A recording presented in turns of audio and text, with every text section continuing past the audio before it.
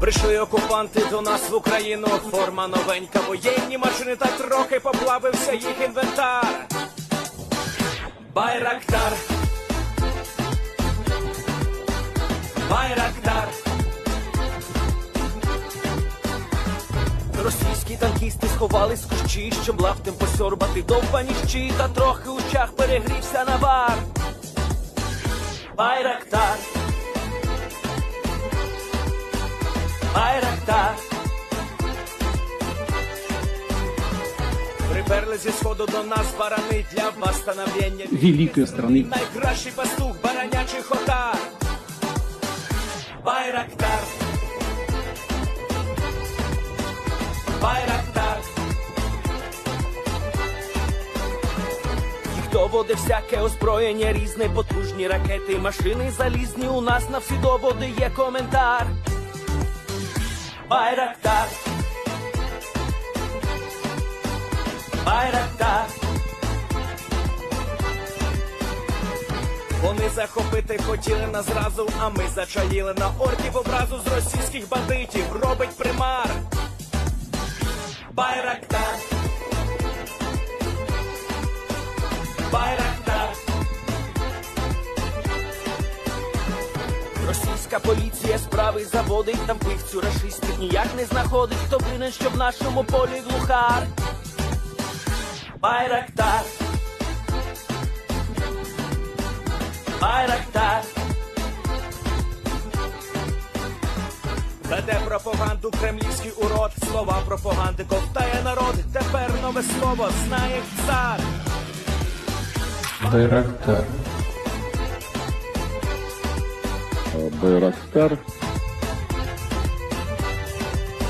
Байрактар. Байрактар. Байрактар.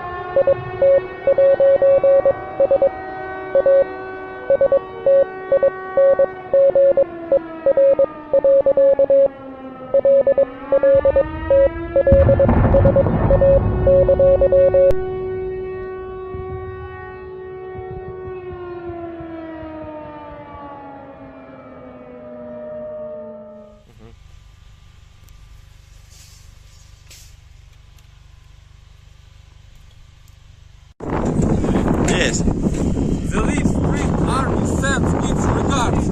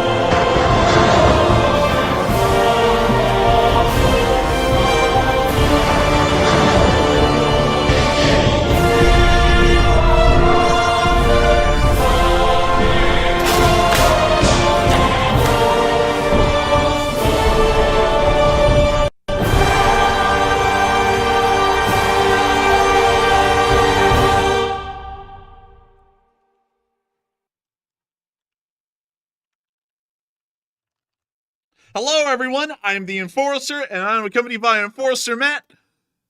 And good evening, folks. It's Enforcer Matt, and welcome back to day 962 of the news. And it's good to see you all once again. And we've seen a major explosion happening in the capital city of Grozny in Chechnya today. And also, the Russian army is suffering some very big defeats inside of Kursk right now. It's good to see you all once again. And of course, we're going to be covering the past 24 hours of the news of the war in Ukraine and the news from really around the world, as we were able to get some news once again out of the Middle East, giving us a little bit of an idea of what's happening down there. But before we get into it, I hope that all of y'all can at least hear a little bit some of the improvements that have been made overnight to Enforcer Studio 2.0. I am literally sitting inside of a sound box at the moment that we've been able to construct ad hoc inside of Enforcer Studio 2.0. We have nicknamed it the Cocoon / the Papoose, and we are hoping that the audio quality is far better than it was over the past few nights, and maybe this will be the last step in production quality that we can make to make sure that y'all are getting the best stream or the best show or the best news that y'all can possibly get with the best audio. So I hope that it is coming through so loud and clear right now. It's so clear even on my end on the Discord call. It's actually better than the other location, actually. It's very, very clear. And also, just for y'all's knowledge, we put up literally massive sound blankets around the entire area where the Enforcer is streaming to try to get his loud sound, which is very loud in person, to be...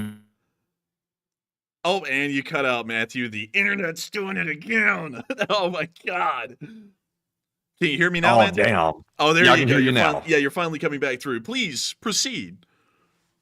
And also, when the lag happens like that, just let me keep going, and if there's something missed, I'll just return back to it later. But the whole thing has been surrounded by sound blankets now, massive sound blankets, and it sounds so crispy. And also, it was crazy to see it. He's literally wrapped around the entire spot with these massive blankets. So it's really cool to see. And also, like I was going to say, huge thanks to everybody who has donated over the last couple of days. You've helped to fund this new whole studio setup, and we really do appreciate it. And we appreciate it massively, especially considering the massive news that we have coming out right now from around the world. And to move y'all into that really quickly, not just to talk about the whole bit of work that we put into the studio, and we will be putting pictures of it probably on Patreon because there's no way we can get doxxed. It's literally a solid black box that I'm sitting in at the moment, made out of soundproofed curtains. But moving on into the major news that we have, and we have a lot, we've been able to hear of a major explosion that has happened today in the capital city of Chechnya, the city of Grozny,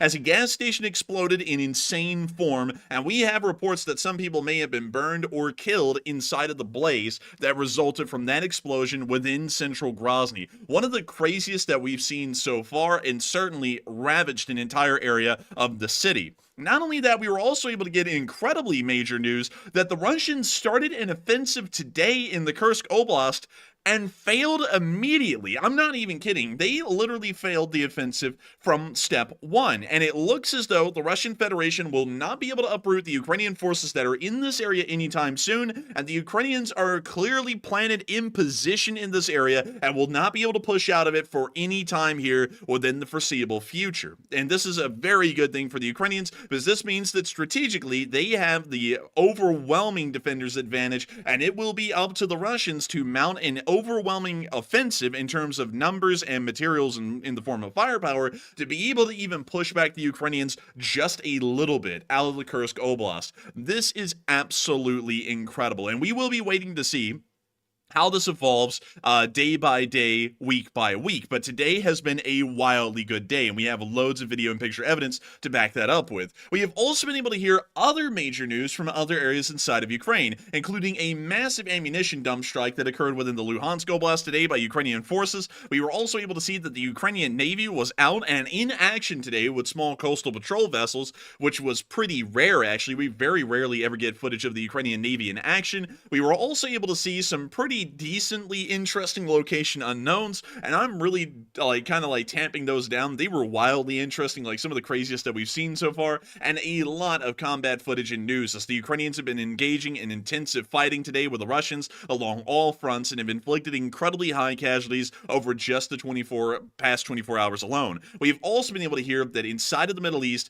things are still getting even more heated, as massive explosions have been reported once again in Lebanon due to Israeli airstrikes, as the Israeli Israeli ground operation continues along the border area, and we were also able to hear that inside of the Islamic Republic of Iran, a major fire has broken out, and it's believed that it may have been caused by Mossad operatives that were able to infiltrate the capital and set fire to a strategically important site within the city of Tehran, the capital of the Islamic Republic of Iran. But we have absolutely insane amounts of news to cover tonight. And moving on into our first bit that we are going to be able to cover, we are going to be moving on into the Chechen capital of Grozny, a semi-autonomous republic within the Russian Federation, led by none other than the ham and cheddar man, Ramzan Kadyrov. And we're going to be moving into the city of Grozny today because this was something that once again is starting to play a little bit into the whole blood feud thing that was announced about 2 days ago. Many of y'all will know that the blood feud was announced about 2 days ago. Just yesterday, 3 Russian FSB officials that are a part of the unit of counterterrorism within the area, or really counter-extremism, were killed just across the border from Chechnya in the area of Ingushetia. And now today, inside of the capital city of Grozny, something else even crazier has happened. We don't really know what to make of this at the moment. It is certainly a wild scenario or a wild event that did happen, and this is what we know at the moment. At some point in the early hours of the morning in the city of Grozny, a gas station within the area caught on fire. This fire began to spread out of control. The actual source of the fire is somewhat unknown, and the reason why the fire started to burn out of control is also largely unknown at this moment. But as the fire began to spread, it then violently exploded, pretty much destroying the gas station and anything surrounding it. And I'm going to be showing y'all our first clip that we have that was made at a distance from the gas station right here. You see the freaking nuclear explosion. Holy crap. With a massive gas. Oh my god. Man, that is crazy, man. I saw this footage earlier today of that barrel flying at this cameraman. Also, by the way, the cameraman never died, so he was good to go, like to begin with. But there were fatalities from that barrel flying out this way. There were fatalities down range from that thing flying out. Dude, this thing literally turned into like Hell Rider or something. Look at this. You can already tell right there, man, this thing is competing with SpaceX's Starship for a suborbital projection right here. This is something pretty crazy. That is nuts, dude. This thing literally rolled across the lot like Hell Rider or something like that. Look at that. My also, God. at what gas station do you store gas above ground? I thought that was stored in tanks underneath the gas station, not like above ground in a tank. Interestingly enough, at Russian gas stations, largely due to the Soviet Union's cost-saving measures, some of the gas is actually stored above ground in above-ground tanks because it was cheaper to just literally plant a tank in place above ground than digging like a hole to put the tank in underground. So it's actually kind of wild to think that they would once again kind of like curb safety literally in one of the most simple and cheapest ways just to make things a little bit more cost-efficient. But that's why one of these tanks, this one right here, was above ground and went flying like a rocket at the cameraman. But moving on from that clip, we were able to get another instance of video from the area showing the explosion from a different angle. This time you could actually see the tank taking off on its legendary journey across the parking lot over there. And here's the clip. Oh my lord. Also, you know this fire's got to be hot to the bystanders, by the way. They're running off like they're getting singed. Dude, they really are, man, and it had to have been hot because the explosion was literally a giant orange fireball like the ones you would see in a Hollywood movie. And the reason why you usually see in Hollywood movies, just to give you a little bit of a rabbit hole explanation here, that the explosions are always this bright orange and yellow, which really they very rarely ever are in real life, is because usually they use propane or some other kind of a fuel product to create the explosions that you see in the movies because they're more impressive on camera. Kind of like this explosion right here. And I know that many of y'all who have been on this channel have been around for an incredibly long time and have been able to see us cover loads of different explosions of different types. And very rarely do the explosions ever look as fantastic as they do in the movies. They can get really big and they can be really bright, but they never look like they do in Hollywood. But this one does because it's pretty much the same combustible material that went up in this explosion. But I once again want to show y'all something really quickly that only pops up in the first second of this clip, and that is the fuel tank. If y'all look over here where the mouse cursor is on the screen, near to this person dressed in all black that's off in the distance a little bit, honestly, everyone's dressed in all black here, so if you just look where the mouse cursor is, and you look below this billboard-looking thing right here, you will actually see the fuel tank rocket off screen in less than a second from when the explosion happened. So here's the clip again, and there goes the gas tank at 1,000,000 miles an hour right out of frame immediately. That little yellow streak right there is the vapors from the gas tank as it's flying off towards the other cameraman. You know, it's weird when the other view was seen, like from the guy filming as it was coming toward him, it didn't look like it was going that fast as you can see it from this angle. This angle looks like the thing is like flying at like 100 miles an hour. The other guy made it look like it was like maybe rolling toward him pretty fast, but not that fast. Like that thing was booking it. Let's go back to this clip, Matthew, and let's see how quick this thing actually moved towards him. Okay, so at that point right there, it was moving pretty freaking quickly, but it slowed down rapidly. Actually, you know what, Matthew? Looking at this again, and this thing is actually moving like 70 miles an hour even when it's getting to the camera, man. Look at this thing, man. Like, how much does that thing weigh, man? It's like that thing is like what? I would assume like a couple of tons or something like that. Yeah, and that thing is flying like a car, like down the way. That thing, if it hit something, it would destroy it. Dude, this thing is a highball express train right here from hell. Like, this thing is going fast. Look at this. My God, dude, that is not going slow. Like, that looks slow because he zoomed in, but that thing's got to be going like 80 miles an hour even when it gets to the cameraman. That thing is a literal burning steamroller just flying through the middle of downtown Grozny. Oh my God, dude. Wait, you can really get an idea how fast it was going right here. Look at this. Dude, that thing was flying. Oh my God, it's crazy. And someone said that's 120 miles an hour. I wouldn't doubt it, actually. I have a feeling that's probably close to 100 miles an hour or over 100 miles an hour without a doubt, because this thing was flying at high speed away from that gas station. But beyond that, beyond just the absolute spectacle of this gas station exploding, something interesting has emerged out of the quick investigation that came from it. No one really knows why the fire started and why the gas station ended up exploding. This is something that is leading us to believe that there may be a bit of a connection to the whole blood feud thing that we heard a little while ago. And once again, these are some lower echelons of the Russian government, maybe even affiliated with the State Duma members we've heard about in previous days, trying to send a message to Kadyrov that they're not going to back down and to maybe give an idea of the burning destruction that will reach Grozny again for about the third time in just the past 30 years. In case y'all didn't know this, the semi-autonomous Republic of Chechnya has not really had incredibly good relations with the Russian Federation over the course of its history, especially after the creation of the Russian Federation in 1991. And I kind of have to explain this a little bit because this is something that a lot of people really don't know. The Caucasus Mountain region is an area of Russia that is culturally and ethnically completely different than what many people would consider to be Western Russia. Western Russia, which most people think of, really spans from the area of Astrakhan, here at the mouth of the Volga River, and all the way up and into the area around Murmansk, and about as far east as the Ural Mountains. This area comprises the bulk of the population of the Russian Federation, and not only that, its main cultural and ethnic core. Most of the people within this area are considered Rus, or Russian, and specifically European Russians. These guys make up the bulk of Russia. There's about 90 million of them living in this area, and for the large part, they kind of dictate and control the rest of Russia, and about the 120 million people in total that live here, or the 30 million other people who aren't what could be called European Russians from this area. And one of those areas that isn't European Russian is down here in the Caucasus Mountain area. This area is very different, wildly different than the Russia you see further up north. And it has a wildly large amount of different ethnic groups, different native languages, and different cultures. And another thing that is wildly important to realize about this area is that, at least ideologically, it's a very different kind of a cultural group that's being dealt with down here than compared to European Russia further up north. This area is largely Islamic, and I'll explain why that's kind of a big point going on later, and this is why the Chechens have been treated quite poorly, at least in recent history. But there are some other areas of Russia that are majority Islamic. Some of the areas near the border of Kazakhstan are actually Islamic, and also some areas near to Mongolia, kind of around the Tanituva area, are also slightly Islamic as well.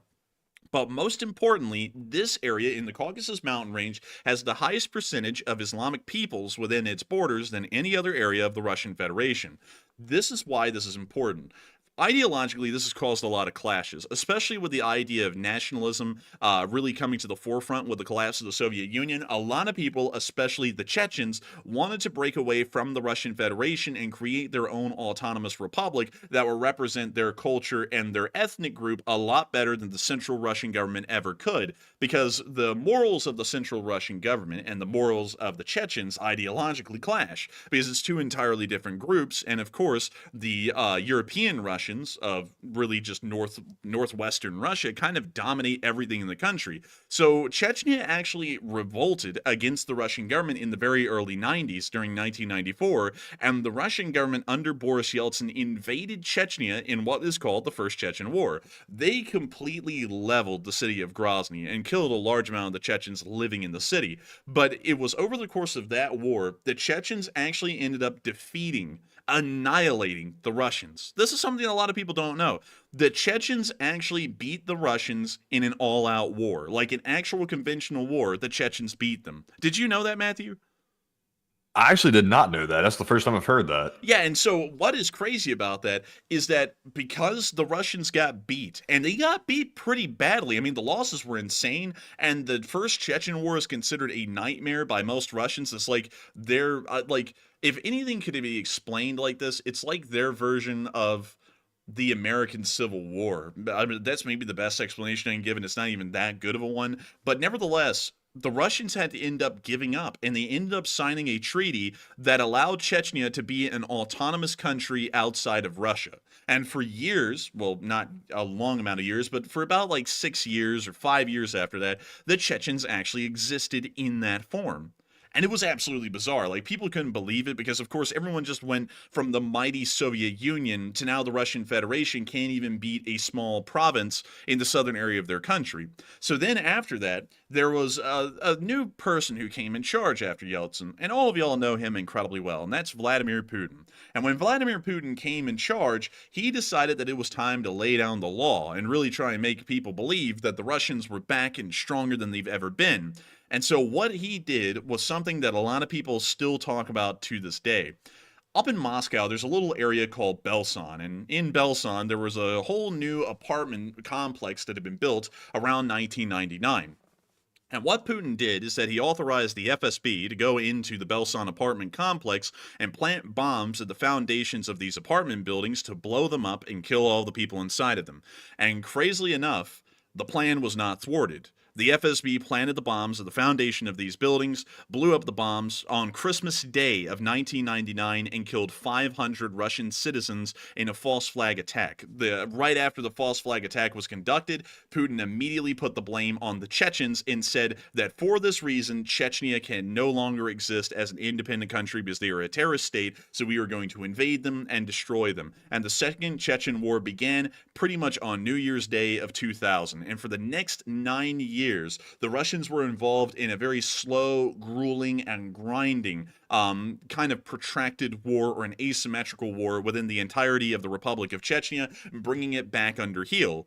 And once they crushed the Chechens a second time, or really just ended up killing a large amount of them for the second time, that's when Ramzan Kadyrov was put in control of the country.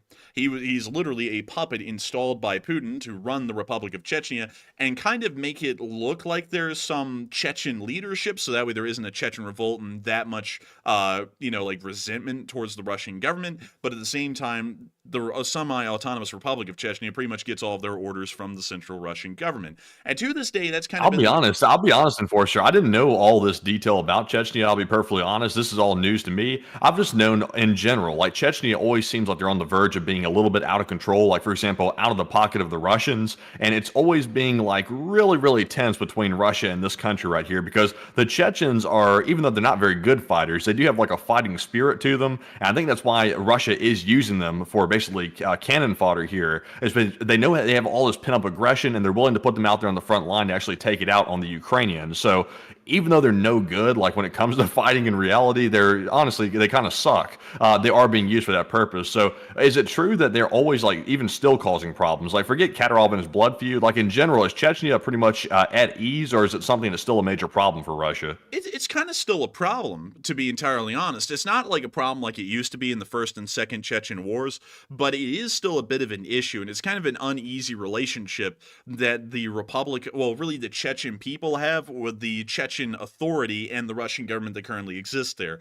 A lot of Chechens generally believe that they have been wronged by the Russians, and the Russians have destroyed their ability to self-govern, and not only that, have largely oppressed and crushed them, and Ramzan Kadyrov is kind of an extension of that, just a puppet, kind of sitting around like Vichy France or any other group that ended up being a puppet under Hitler or Stalin during the time of World War II. They kind of look at Putin and Kadyrov almost the same way. And that's actually why, Matthew, to kind of bring this full circle, there are so many Chechens fighting against Russia in Ukraine. Like, haven't you ever noticed the weird thing about groups like the Sheikh Mansour Battalion being Chechens? And while their land is inside of Russia, there's still a lot of them fighting against the Russian government. That's because these people are the ones that fled Chechnya during the First and Second Chechen Wars to Ukraine. And they remember what the Russians did to them and their people, and they're still trying to exact vengeance against the Russians and Kadyrov for the injustices that they've been facing for about 30 years at this point.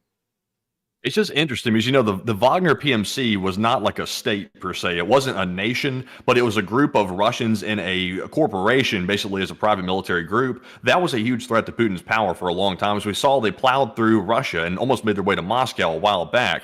But the Chechens, they're an actual state down here. And in my opinion, they look like they might be the second biggest threat that Wagner would have posed. It looks like the Chechens might come up right behind Wagner and be a secondary threat that really nobody saw coming. So I think the blood feud might be indicative of the start of some really bad things between Russia and Chechnya, and also these little tit-for-tat things happening. For example, the FSB agents getting killed just a short while ago, and now we're seeing a massive explosion taking place in Chechnya. I wonder if there's more to this story than simply meets the eye, because to me, it really doesn't look like accidents. It looks like it could be something deliberate. There honestly may be. Like, there's a pretty high chance that all of this is ending up being kind of like deliberate, almost mafia-style attacks on each other to kind of give a message. And this may end up kicking off into something incredibly serious here in the near future, and may even see that the Chechen government ends up being destabilized by the Russians inadvertently, which could start to create an uprising in Chechnya that the Russians then have to deal with even further. Or we could see that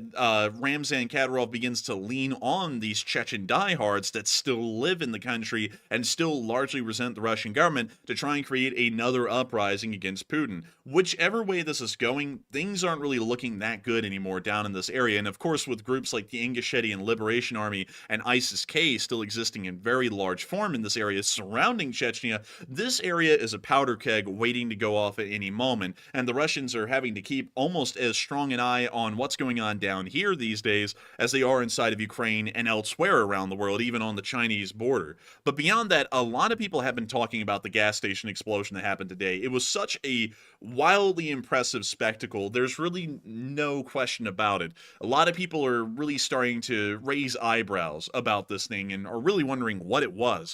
And I'm going to ask all y'all really quickly, what do y'all think it was? Do y'all think that's deliberate sabotage by the Russians?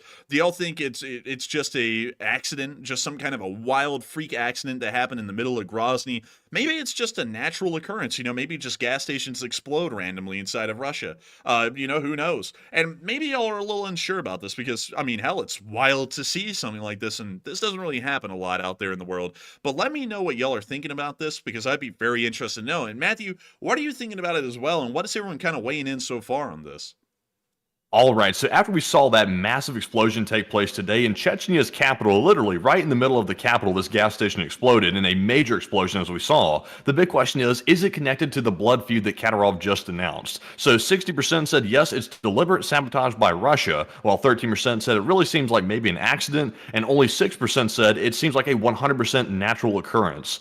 And I must say, I don't think this explosion was a natural occurrence by any means. If anything, at the best case scenario for Chechnya, Chechnya, it could have been maybe a smoker smoking in the wrong spot that caused this fire to break out. But then again, even at that, I have a hard time believing that, because for someone to be smoking right next to an above ground gas tank and nobody say a word about it, and somehow that's allowed to fester into an actual fire and then a catastrophic explosion, that seems very unlikely to me. To me, I would be with the 60%. It looks like deliberate sabotage by maybe Russia or maybe some other force. And here's another theory as well. This is a theory. This is speculation, so don't take it as fact. But this would be an opportune time, for example, for the United States to come in and maybe try to sow some division between Russia and Chechnya to cause some problems between those two countries. So I would not rule out maybe external involvement in this sabotage attempt if it is indeed one of these. I wouldn't rule that out either. So I'm with the 60%. But Enforcer, what say you? I would have to be with the 60% as well. This is a deliberate sabotage that was conducted.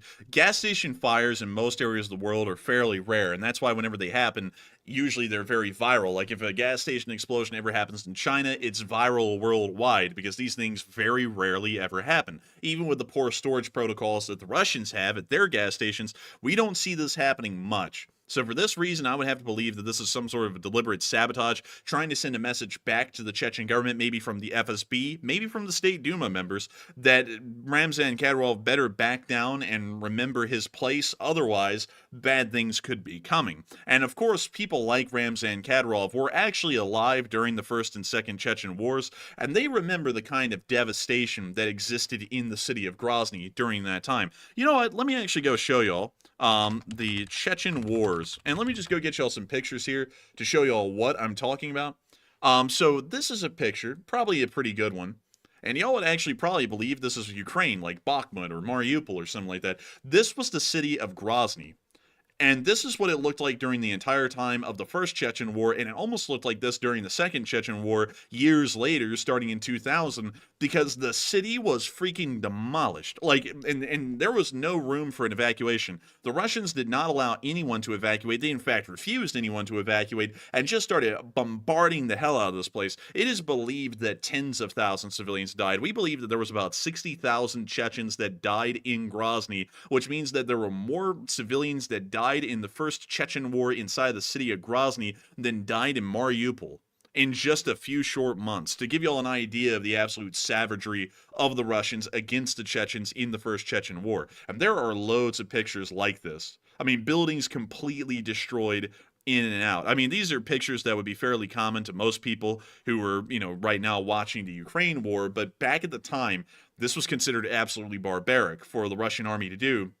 You can really get a pretty good idea of how badly they were put down. So generally, I would have to say that's probably something that is being kept in the mind of Kadyrov, probably something in the mind of a lot of Russians, and this gas station explosion is supposed to be just a little bit of a reminder that Grozny isn't that far away from looking like that again, or looking like Mariupol, or looking like Vovchansk, or Bakhmut, or Pokrovsk, or Avdiivka, or any of those cities for that matter. But moving on from Grozny and on out of that news, we have been able to hear some pretty interesting news coming out of the Kursk Oblast today as well. We have not really talked or touched a lot on the Kursk Oblast for a little bit actually now, but we do know a little bit more about what's going on in this area. Currently, Ukrainian forces are continuing their attempt at an advance towards the city of Glashkovo, just on the southern side of the Reka Sem. From what we understand, this offensive has started to bog down a little bit as the Russians are putting up their strongest defensive efforts possible to try and save the brigade that is on the southern side of that river, and we really don't know how long they can hang out. But to be honest with y'all, they are hanging in a lot better than we were initially expecting, maybe showing that they have been able to restore some sort of supply line to this brigade, but it's not going to be a lot, and it's not going to last forever. However, the Russians do understand that their combat situation is starting to deteriorate, and if they do not try and turn around the battlefield conditions here soon, things could continue to go into Ukraine's favor, where they might be able to launch another offensive and gain even more ground, moving closer to Rylisk, or even closer towards the Kursk nuclear power plant, towards the city of Kurchatov and Ivanino. For this reason, the Russians have been cooking, and they cooked up a brilliant battle plan. It was an absolute stroke of genius. What they were going to do is they were going to conduct an offensive just east of Koronivo, towards the area of Dorovka and Kremenyo, attempting to advance towards the Ukrainian-held highway behind Koronivo and try and force the Ukrainians out of Koronivo village, and of course relieve the heavy amount of forces that are currently inside of Koronivo, trying to fight to stop the Ukrainians from advancing through the rest of the town. The plan was foolproof. The only flaw to the problem is that they were going to go and advance up on the Ukrainian defense positions in this area, and that was where the whole thing fell apart. Because it would have been just fine if they were advancing into nothing or thin air, but they started to advance into hardened Ukrainian defense positions that had been set up and had been held in this area for about 3 weeks. And it went about as badly as y'all would think. Russian vehicles were littering the field, burning in just giant groups, like we can see here from the Korn group, and the offensive failed immediately. We didn't even see that it really even dented the Ukrainian lines. It appears that all of the losses were sustained pretty much on contact with the Ukrainians, and the offensive completely failed. Absolutely. We haven't seen an offensive like this being conducted by the Russians during the entirety of the Kursk offensive. And it is really trying to show that they are, once again, attempting a regaining of the initiative, so that way the ball is really in their court, and they're able to buy their commanders time and really put the entire decision-making process in their command circle instead of the Ukrainians. But this offensive today is clearly showing that's not going to be some sort of a that's really a pipe dream, because they are not going to be able to uproot and push the Ukrainians out at any time soon. And we even got more footage. Go ahead. Enforcer, what's also interesting as well is I just seen a report that came out from the Ukrainians that the Russians were planning on mounting some sort of offensive operations outside of just this one, but also some other ones as well. And I saw that come out either late last night or early this morning. And I guess this is the first wave of the offensive from the Russian side that we're seeing on that video right there. And if that is all they've got, where it's literally being taken out by the Ukrainians pretty much the instant that it tried to attack the Ukrainian defensive forces in Kursk, that is not a good sign for the Russians whatsoever. And apparently, I had heard that the Ukrainians were actually concerned about the offensive operations that Russia was about to carry out. And based on what we're seeing in the video, it looks like they might have it more under control than they even thought previously, because they're getting taken out pretty fast. I would have to agree. They are getting absolutely blitzed right now out there. It looks like they're honestly kind of in shock, because we also got to see that a Russian tank attempted to set up a position inside of a tree line to provide supporting fire to advancing Russian forces heading towards the Ukrainian positions. And the 80th Brigade, which is also in the area at the moment, was immediately able to spot the tank somehow. I don't even know how they did it, because we didn't see any infrared or thermals being used to find the tank. And they immediately sent a drone out there to obliterate the tank and destroyed it in one hit. And we can see the Ukrainian drone flying in right there, slamming into the Russian tank that's right on the edge of that tree line, hitting it on its front glacis, mind you, the strongest area of the armor on a Russian main battle tank, or really any main battle tank for that matter. The hit was solid. And here in a second, you can see that a fire is already beginning to burn inside of the crew cab, and the entire tank burned down to the ground. This tank and its firing position was completely lost, and for the reason that attention had been brought into this area, the Russians are not able to roll up another tank and provide heavy supporting fire, direct supporting fire, to those advancing Russians that were in the field that ended up getting destroyed just a moment ago that I showed you all on film. Things went horrifically in this area. I cannot state that enough, and while this may be the first wave is usually one of the stronger waves, and this is something that a lot of people don't understand about actual war, because a lot of people always understand things off of a movie premise or off of a video game premise where you build your way up. But that's not how real life works, and let me explain the difference. People usually think that the first wave of an attack is usually the weakest one. I don't know why people think that, but I'll explain how it works, like in the movies and stuff. Like in the movies, you have like the big bad guy, and he's like, oh, I will test their metal, and he sends like 1,000 like babies with rifles at the enemy, and they like slaughter them all, and then they go, oh, I see they're really strong, well, we'll send in even stronger guys. That's not how you do it in real life at all. Usually what you do is you put forward stormtroopers or shock troopers, if you want to call them that, which are pretty much the most elite, specially trained, and some of the best fighting units that you have. You usually keep some in reserve as well as some kind of an old guard, or at least a very competent or fairly capable force like the initial attacking force in reserve in case if things went bad and you had to cover a retreat or something along those lines. But usually the first attacking force is the strongest, because attacking the enemy immediately with brutality and precision and pretty much destroying their defensive positions and leaving them disorganized is the best way to fight a battle. Because if you allow the Ukrainians to realize that an attack is beginning, they're going to start operating one of the best defensives that you've ever seen in mankind.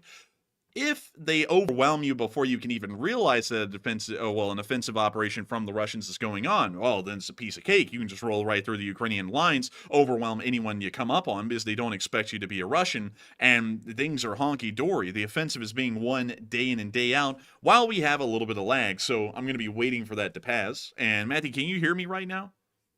Yeah, it was just like 5 seconds, I think. Got you. Good. And so you start steamrolling straight through, and it's pretty much a wash at that point. You just win. But beyond that, we are now realizing that even the strongest Russian offensive that could be conducted today in the area was not enough to even dent the Ukrainian defensive line. So we believe that the second and third offensive waves, if there is going to be one now, will probably end up hitting the same brick wall and taking very high losses as well. But moving on from that and a little bit further over on the Kursk front into the area of Chechnya, we were able to see that the Ukrainians were, of course, conducting their usual anti-drone operations in the 82nd Brigade and knocking out millions of Russian recon drones. It's kind of a normal thing on the battlefield. It's almost like a house cleaning kind of a procedure. They just make sure to go around, patrol the skies for enemy drones, and destroy them wherever they find them. And the 82nd Brigade seems to be the one doing that around Bolshoi-Solodskoye to an incredibly large degree. And we can see that they spotted this drone. I don't even know how they spot them, to be honest, because I don't even see them until they're right up on them. But they are amazingly good at this stuff. They have refined this down to a literal science. And we can see that it's really They make it paying look off. so easy. They make this thing. They make it look easy. Walk with your boy. They make it look so easy. It's almost like they're, just have this like on a wire or something like that. But this has to be like much harder than it looks to actually bring the drone in and hit the thing like that. Because both of them are moving. The drone that's targeting is moving, and also the drone that's going to hit it is moving as well. So that's probably like a real feat to get those to line up. And I would have to say, it really has to be. And they just make it look like it's a piece of cake to pull that off every single time. It's truly impressive stuff. But moving on from that, we also got to see another Russian assault group was wiped out today. Not even where the actual offensive happened. I want to put this in mind for y'all, that the offensive happened over at Olgovka today, just east of Koronivo. That's where we know that the Russian offensive largely hit the brick wall and was destroyed outright, pretty much everything that was involved in it. Meanwhile, all the way over at Bolshoi-Solodskoye, where nothing's really going on at the moment, to be honest with y'all, the Russians ended up running into a pretty competent brigade, the 95th Air Assault Brigade. The 95th has a pretty decent fighting record going for it. And I guess they unsuspectingly walked into the 95th. I don't know how you do that, but apparently they did. And the 95th mowed these people down like they were fresh grass in a summer morning. Like, it is insane what they did. And so here's the clip. Oh, they got that music. I'm telling you what. Man, they're about to hit you with that Battlefield 1. Something like that, but we can see them showing the outside world here, and you can see the 95th greased these guys. I mean, there's no doubt about it. I don't think a lot of these guys are going to be getting workers' comp. That's quite for sure. We can see a blurred out area down there, just some pixels, nothing special, but still, the 95th just absolutely hammered some Russians, and they weren't even the ones that were supposed to be getting hammered today. They were just, I guess, unlucky, and they ended up having a pretty bad day overall. But moving on from that little area at Bolshoi-Solodskoye, we're going to move over really quickly just to show y'all one little clip out of the Reka-Sim area, because the Reka-Sim area has kind of gotten a little quiet lately, at least in terms of video and picture evidence, so it's really hard for us to show y'all a lot of what's going on out there, but we did get to see that a Russian mortar crew was located in the area today and was literally obliterated on sight. The Ukrainians didn't give them any hesitation or anything along those lines. There's the mortar crew. They're getting hit by the artillery. It was a bad day for these people. They had a horrendous day. Terrible day. I'm telling you what, every day is pretty much bad at this point for them, but it's just an extra bad day today. Oh man, I'm telling you. Oh man, I get no respect around here. Oh man, I'm a part of a Russian mortar crew and the Ukrainians got me with a brick. Oh man, I'm telling you. And it was a bad day for him, man. The mortar guys got the bricks thrown at them by the Ukrainians. Usually that leaves a little bit of a knock on the noggin. For the Russians, it left them with a house fire and broken hopes and no pay. Oh my lord. Dude, did you see that? Dang, man, they just absolutely littered that place. Like, just took it all out. Hey, you can't park here. But moving on from that, and on from that little clip right there, the Kursk area is going badly for the Russians, especially since they tried to conduct an offensive today. And I would have to tell you, oh man, they're getting no respect around here. And they certainly probably will not be getting any respect here anytime soon. And footage is revealing a major Russian offensive failure in the Kursk area. And will Ukraine regain its original momentum that it had at the beginning, or is this going to be something where the Russians just kind of live and learn, and then the front line remains fairly stagnant? A lot of people are throwing in a lot of opinions at the moment about this. And it seems like a lot of people are actually really optimistic that the Ukrainians are going to start gaining the momentum again. But I also want to know from all of y'all directly, straight out of the horse's mouth, do y'all think that the offensive is going to be picking up any kind of momentum in this area or not? I would like to actually know what y'all are saying in the live chat, because this is an interesting point of discussion, because it's kind of within one of our bigger wheelhouses on this channel, which is talking about possibilities of the future of how an actual battle could transpire or unfold. So I would love to hear what y'all are thinking about this. And Matthew, what are people at least saying right now, and what are you thinking about it as well? All right, so after we did see the footage today that the Russian offensive, or at least the limited offensive so far, has been a complete failure for the Russians, with all their vehicles being smashed and demolished on the main road through Kursk, the big question is Ukraine going to regain its original momentum? Because so far, it looks like Ukraine was slowed down a little bit by the Russian forces, but now, considering this failure by the Russians in their offensive, it could change quite quickly. So about 52% of the audience said yes, Ukraine will gain the momentum once again, while 19% said no, Ukraine is going to be limited from this point forward, and 20% said only time will tell. And in my honest opinion, on this one, I would like to be completely optimistic, but I'm going to be a little bit realistic. The Kursk situation has slowed down quite a bit for the Ukrainians, but I don't think the Russians are going to be able to push them out anytime soon. But also at the same time, I really don't think Ukraine's going to be able to regain their original momentum, which was insanely fast. They were plowing through Kursk at record pace, and we were thinking that they were going to plow through all the way to actual Kursk city eventually, but it looks like the hopes of that have dwindled just a little bit, and maybe they're not going to make it there within the next couple of months or something like that. So I don't think they're going to get their original momentum back right now, but maybe in the future. So I'm actually with the 20% and say only time will tell. But Enforcer, what say you? I'd have to be entirely honest. In my honest opinion, I don't really think they're going to regain an initiative in this area, and let me explain why. But of course, there is a small window where they could, but it's really, really small, so it's probably not the most likely scenario. So let me explain a couple of scenarios that we could see. We could see that the Ukrainians end up fumbling the entire situation. For some reason, just allow an opening in their line that's not planned, and the Russians actually exploit that breakthrough, and then we start seeing the Ukrainian alliance collapse in this area. And that is one of the most unlikely scenarios, because right now we're already seeing that the Russians are hitting a brick wall, so this one's largely out of the window already, figuratively and literally in a Russian style, because it just wouldn't make any sense for them to immediately start losing when we already saw that the opening of the Ukrainian defensive in Kursk is doing wildly well. So the more likely option is that the Ukrainians are going to hold the ground that they have, which is why they're currently in defensive positions and have been for weeks, and the Russians are going to conduct their offensive that we're seeing right now. The Russians conduct the offensive, it hits the Ukrainian brick wall that we see just east of Koronivo, and the entire offensive comes to a grinding halt. Or it keeps going for a while, but it ends up taking really high losses and not really gaining anything.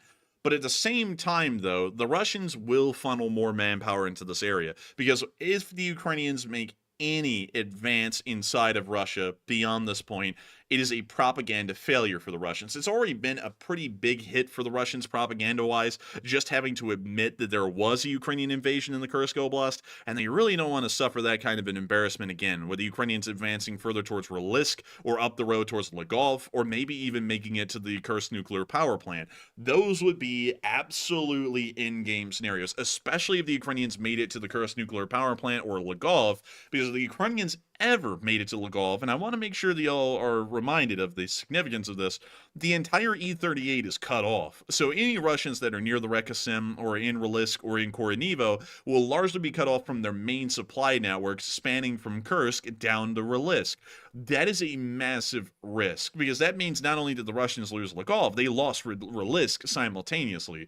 So going off of that, the Russians may lose the offensive, but they will keep enough cannon fodder in this area to make it pretty difficult for the Ukrainians to be able to conduct an offensive again and to be able to advance, because largely they've kind of lost the element of surprise. I mean, when the Ukrainians conducted the offensive at day one, or really hour one, near to the area of the little village of Gogolevka right outside of Sudzha, this was a complete shock to everyone. The Russians didn't expect it. No one expected it. We didn't even expect it here in America. It was a complete surprise to everyone but the Ukrainians, and that's why they were able to gain so much ground so quickly, is because everyone was having to react to a situation that literally popped up in just an hour.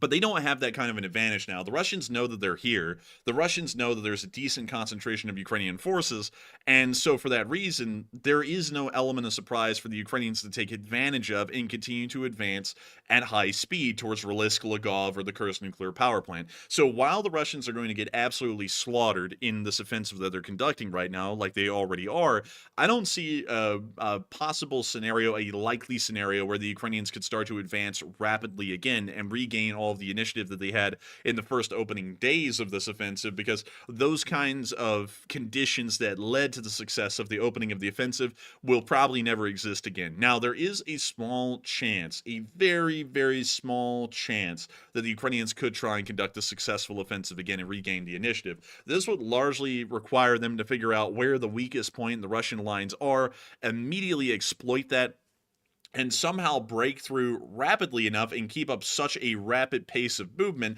that they're pretty much outmaneuvering any Russian combat units in their retreat backwards. That's what happened at Balaklia, and that's why they were able to gain 50 miles of ground in 3 days. But I don't really see that happening a lot in Rilisk. There aren't many major roadways to work off of in this area. There's the Rilisk Highway that heads up to Rilisk.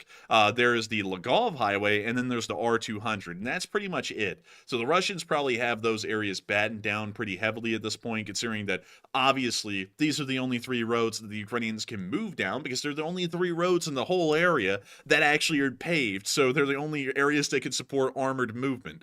So with that, I hope, also, by the way, I have to put this out there, it is Rasputitsa season right now, so you do have to keep that in mind with battle planning. So armored vehicles or any kind of armored combat will very rarely ever be conducted off-road, off of a paved road, and if it does happen, it's going to be very close to a paved road. So all offensive actions by the Russians will be happening near a paved road, and all offensive actions by the Ukrainians in a counterattack would be happening near a paved road. So once again, you really don't have a lot of offensive planning flexibility there because of the weather conditions that currently exist there. So putting out all of that, all of our options, whether they're likely and unlikely, the most likely option is that the Ukrainians will crush the Russian offensive, but they will not regain a offensive initiative of their own. It'll probably largely be a battle, a war of attrition, or a battle or a campaign of attrition that's going to be happening in Kursk from here forward. But with that, I hope that does address that the best I can. And before we move on into the rest of the news that we have tonight, because we actually have some coming out of the Middle East, and I want to make sure to keep you all updated on that,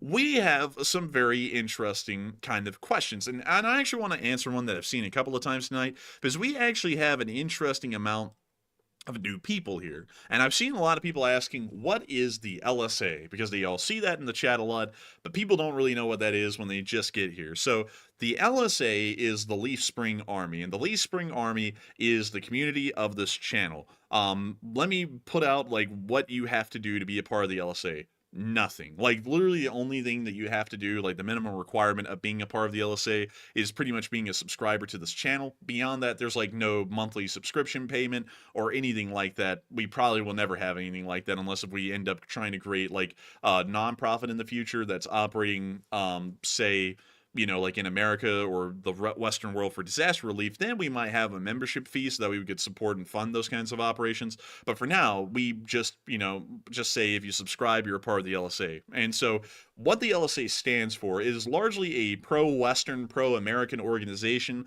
that is 100% in support of Western and American interests around the globe. The LSA is an apolitical organization, meaning that we do not pick a domestic political side in the United States or any other country around the world. We don't really involve ourselves with domestic political issues. We only concern ourselves with what would be within the inherent interests of the Western world around the globe, pretty much dealing with our adversaries externally, like the Russians, the Chinese, the Iranians, or the North Koreans, or any other country that would fall in that category.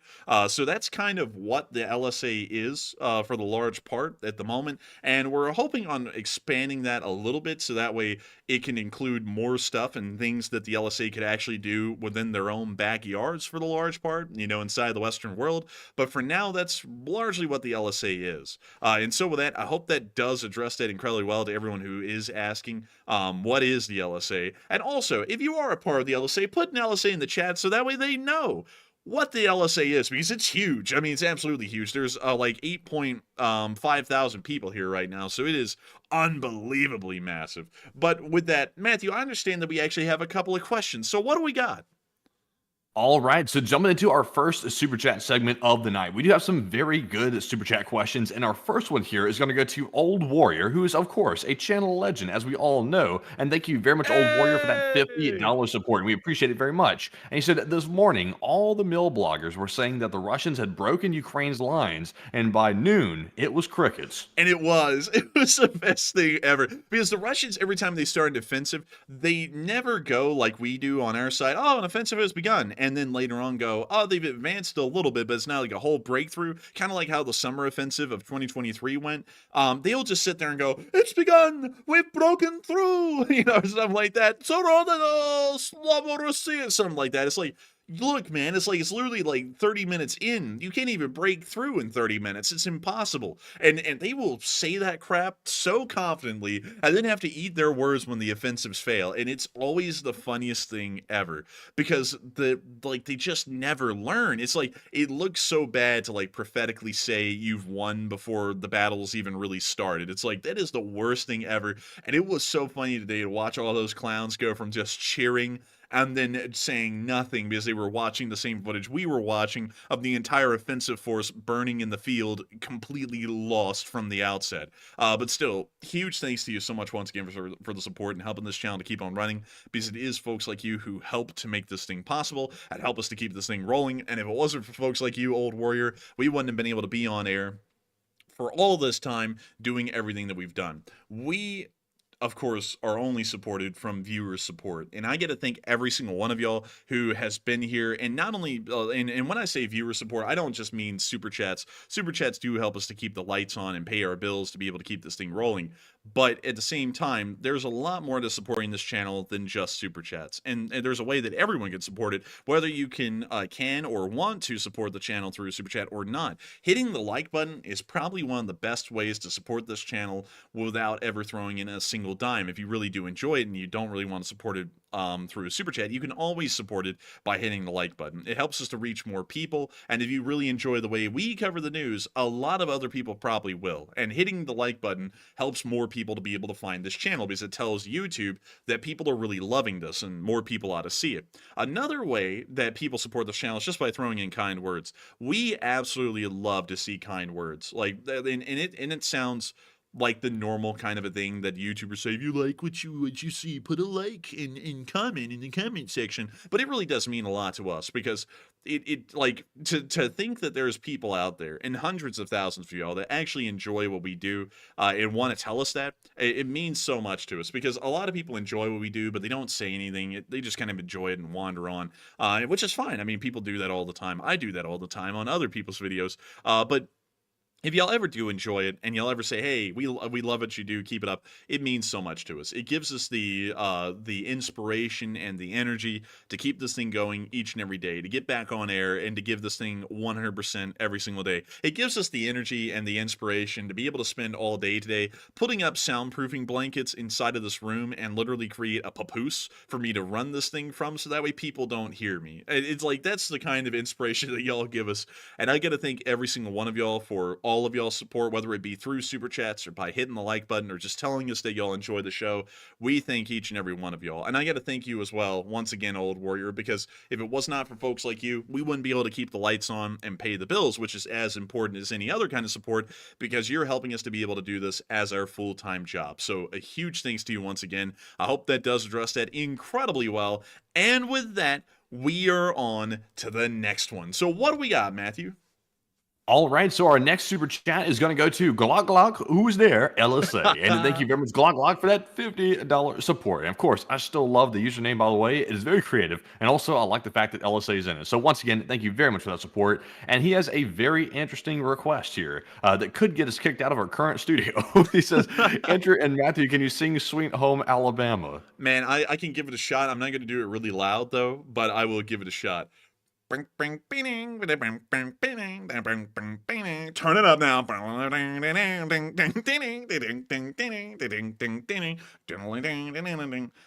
I forgot how it actually went, man. Like, I did that whole thing. Boy that sung that? Well, it was Leonard Skinner that sang I'm joking, by the way. Please don't roast me in the chat. That was supposed to be a joke, but it didn't come across very jokingly. No. It came across very serious. Dude, that was the most deadpan it was question. not Pink Floyd. Dude, that was the most deadpan question I ever heard, man. You said, "Is that Pink Floyd?" I was like, "No." I took it seriously. I was like, "No." The sarcasm doesn't come across well on the mic. You have to see my facial expressions to get it. But really quickly, I will try and sing the little bit that I know, but don't credit me for being a good singer because I'm terrible at it. But Sweet Home Alabama, and that's all I'm gonna do because that was already terrible. But I still thank you so much once again for the support. Someone's gonna clip that, and I'm going to live to regret that one day. But that will be Man, fine. it's the police. They just showed up at the door. The police are here.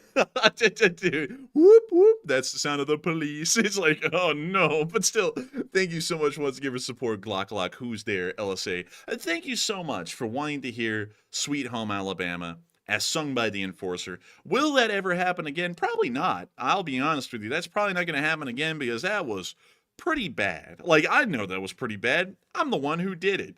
And so with that, thank you so much once again. And everyone's saying, don't do that again. And I sure as hell Please won't. don't do that again. I will never do that again because I hated doing it and I was the one who had to do it. So I understand all of y'all's pain because I'm suffering right now as well. I live in Spain without the S. And so with that, thank you so much once again. I hope that does address that incredibly well. And thank you, Glock Glock, who's there, for allowing myself to make myself look like an idiot in front of thousands, because that's what we do here, and we do it for folks like you. And I got to thank you so much once again, in all seriousness, for supporting the channel and helping us to keep this thing running, because if it wasn't for folks like you, we wouldn't be able to be here right now. We wouldn't be able to do silly little things like that. And so with that, thank you so much once again. I hope that does address that incredibly well. And with that, we are on to the final question of this segment, and then we're going to be moving on into the rest of the news that we have tonight. So, Matthew, what do we got? All right, and this last one here of the segment goes to Hal Rose, who puts in a $33 donation. And thank you very much, Hal, as well, for always supporting the channel and being a longtime channel legend. And Hal says, Slav Ukraine, and pick a question from the chat, please. And Slav Ukraini. And thank you so much for the support, Hal Rose. And thank you for supporting our long-lasting channel, our good channel, long-lasting channel. And if it wasn't for folks like you, we wouldn't be able to keep this thing running. We wouldn't be able to say, long live the LSA, long live the Western world, and Slav Ukraini, and Yam Israel Chai, and all that stuff that we always say. And I got to thank you once again for the support and helping this channel to keep on running. And so, Matthew, please tell us what we got for a live chat. And this live chat question goes to another channel legend, LSA Rocks, who says, why did they even want Kursk? And is it control over something there other than the power plant? And also, he's referring to Ukraine trying to take control of it. I would have to say, that's an interesting question. Let me make sure to read that one. So that way Also, did you hear that absolute menacing sound coming from outside, by the way, just then? Did you hear that? No, I'm literally in the sound booth, man. I don't hear nothing. Oh. Okay. It was like some type of hellish sound coming from outside. I'm not sure what that was. I'll probably check on it in a minute. Man, was that the Hell Dogs of West Ab Kazan, man? Dude, get the gat. Get the gat, man. It could be the Hellhounds of West Ab Kazan, man. We can't be taking risks. But still, I gotta say, moving on into the live chat question after Matthew brought up, what was that? What was that noise? Like it's a horror movie or something. Why would they even want Kursk? The reason why they want Kursk LSA rocks, it's not really for anything particular in Kursk, it's just the land. That's really what Ukraine is trying to shoot for, because what they're kind of thinking, and this was already released by Thug Shaker Central, like at the beginning of the war, 2 years ago at this point, which is crazy to think Thug Shaker Central was a thing like 2 years ago, but what we found out is that the Ukrainians had a idea at the time, way back then, that if they were not able to make any kind of frontline progress in Ukraine of significant note, they were just going to start invading and taking over Russian land and try and do a land-for-land exchange to end the war that way. That's kind of why they're in the Kursk Oblast, is because that's the plan, is to just hold the land and eventually try and trade it land for land with the Russians. We don't really know if they'll ever be able to do that, because to be honest with y'all, the amount of land that they're holding in Kursk, it hardly pales in comparison to the amount of occupied land inside of Ukraine, so we don't really know if that'll ever work or not, but that's really the general reason why they're there and why they're still fighting inside the Kursk Oblast at this very moment, months after the offensive actually began. But with that, I hope that does address that fairly well, at least in my opinion. And I gotta thank you so much once again for sponsoring this channel, Hal Rose, and helping this channel to keep on running. Because if it wasn't for you, the viewers yourselves, we wouldn't be able to be on air right now. And I gotta say, a big thanks to you once again. I just hope that addressed that the best I can. And with that, we're now gonna be moving on into the rest of the news. Also, before we do, I don't mean to rabbit hole a little bit on this, but Matthew, I've been hearing something about hot dogs boiling nicely tonight. And do you know anything about that? Because I've been hearing some interesting things, some tings about it. As far as I know, hot dogs boil every single day at full broil. So I guess today's no different. I really don't know, to be honest with you. I haven't been keeping up with it, but I just see that the view counts are super low, and it looks like he's failing worse than the Russians at this point. I didn't think that was possible, but he's proving us wrong. Aw, man, billions must boil, or something like that. It's like, Oh man, it's time to cope. Oh man, who can I start a fight with now to try to get some relevance? I'm gonna Oh start a man. fight with the entire Georgian Legion and just start defaming them. That ought to work. Oh. It's like, Oh, that's right. That's a good idea. Let me not work on my own merits. Let's pick a fight with someone. Oh I yeah. like I like how he sits there and goes, "Hey guys, like kumbaya, we're all for Ukraine, right?" Until he has to drum up content, and then he'll attack anyone who's pro-Ukrainian that he can, just because. It's like, I love this. And It's bro like, signed up to be a journalist, and he forgot it included actually reporting the news. He's like, "Wait a minute, I got to report the news to be a journalist. Screw that! I'm just going to pick fights with people." "Aw, man, I actually have to put in hard work. I'm allergic to hard work. What the hell?" Like, I That's just gonna be a want. deal breaker right there, buddy. Yeah. That's gonna be a deal breaker. Man, I'm telling you what. And you know what's funny, man? Like, the funniest thing ever is, every time we make a stream, we can actually go down into like, we can go down onto the little YouTube control dashboard. We can see people clipping stuff out of the stream. I always see his stupid people every single night, man, clipping something out of the show. Like that segment right there. It'll be something like "Strike Again" or something like that. That'll be the stupid title they put on it. It's like they for some reason think, man, like we're embarrassed of what we say. Like they're gonna play it later and we're gonna be like, "Oh, that sounded bad." It's like, no, like I stand behind everything I say. Like if you played that to me later and were like, "Did you say that?" I'd be like, "Yes," because that guy is stupid and we don't like him. It's like, period. And it's always funny to me that they for some reason think, "Oh, we really got him now. We recorded something that is on a live show, like anyone can watch it. And since we recorded it, we have exposed them." It's like we're literally saying it on air. It's like, how much more exposed could the words I'm saying be? Like, that is the funniest thing ever. And so, also, Terrence Kessler said, he's going after the Georgian Legion. How did they piss him off? They didn't piss him off. He just decided that it's low-hanging fruit, and just decided to go for it so that way he could try and drum up some content, some views, and some subs off of some drama that I don't even know has any actual merit to it or not, because like, from what I've been told today, that entire video was pretty much just defamation as usual and backed up with, like, no facts. The guy is, like, the best journalist out there. He could, like, with the amount of lying that this guy does on just about everyone he runs into, CNN and Fox are already calling him up and trying to get him a job as a main anchor on their shows. But anyways, moving on from that and on into the Middle East, we are now going to be moving on down into southern Lebanon, as we were able to see that Israeli airstrikes are once again being conducted in the area and causing a significant amount of damage. And I gotta tell you, I think the opening of The Lion King just started right there, Matthew. I'm not gonna lie. Oh man,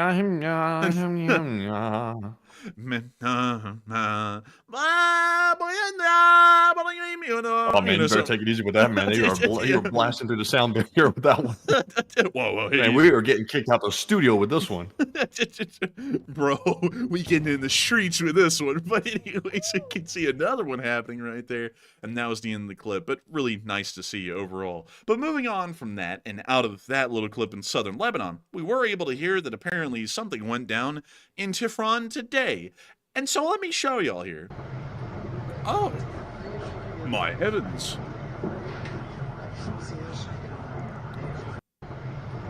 And so that's the end of the clip right there.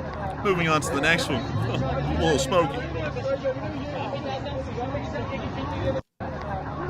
And moving on to our next clip, it's still really smoky.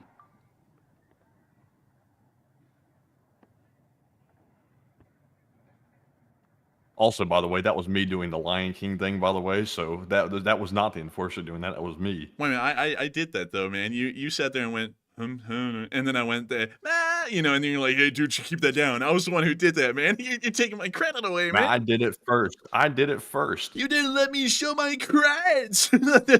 Oh, come on, man. I did it first. Man, I wish I could show y'all the clip that I'm talking about. I did it first. Dang, man, you just lagged out right there. I thought you'd stop talking, and then you like just blurted back in. But I wish Damn, I heard it too. I wish, man, I could show y'all the whole thing I'm talking about. It was on a body cam. I really want to show it to y'all because it was the funniest thing ever. It was an ATF agent who was going up to a door for like some sort of warrant or something. You remember this, Matthew? And the sheriff showed up and just like arrested him on the spot and treated him like he was some kind of like a stranger, like a stalker or something. Oh, and the, yeah. And the ATF. Yeah, I remember that. And it wasn't like funny how that all went down or anything, but the funny thing about it is that the ATF guy just started yelling the rest of the clip, "You didn't let me show my creds!" like over and over and over, and it just stuck in my head. "You didn't let me show my creds!" And so every single time anyone's like, "Hey man, you did do like with what Matthew said, like I did the Lion King thing," I'll just start yelling, "You didn't let me show my creds, man!" But anyways, moving on from that, we have to keep focused because there's something big that happened in Iran today. And I got to tell y'all about that.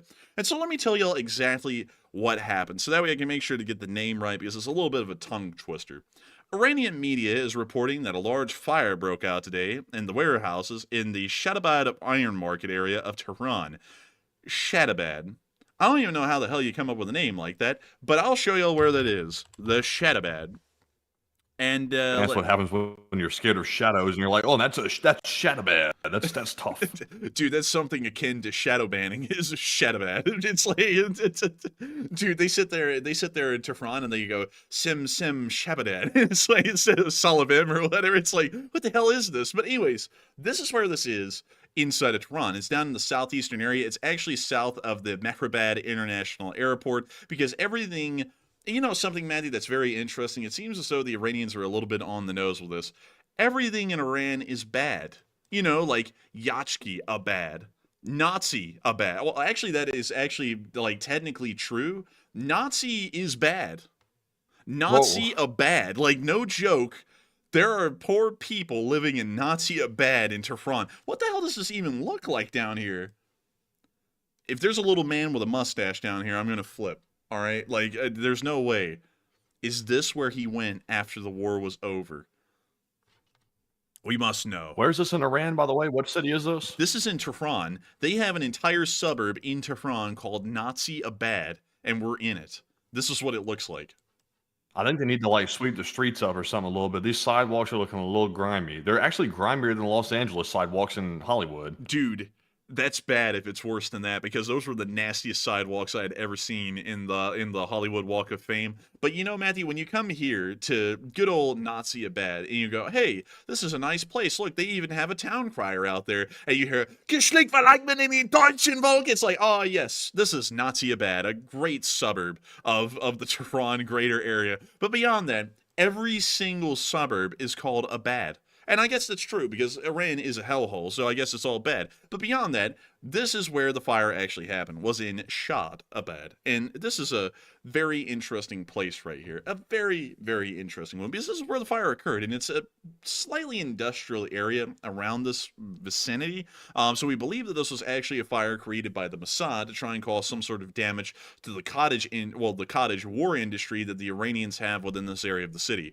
Pretty interesting to note. And we are still hearing that the Israelis are preparing and getting ready for their attack that will be coming soon. We just don't know when that exactly will be happening. But with that, that is all of the news that we have coming out of the Middle East at the moment, and we will, of course, be keeping you all updated as best as we can about what's going on in this area and when the Israeli strike is occurring. So moving on from that, and on up into the Ukraine war news, we have some very interesting clips to show you all today. We were able to see that some Ukrainian border guards ended up capturing some pesky Russians. Мы поможем, сейчас вытащим тебя.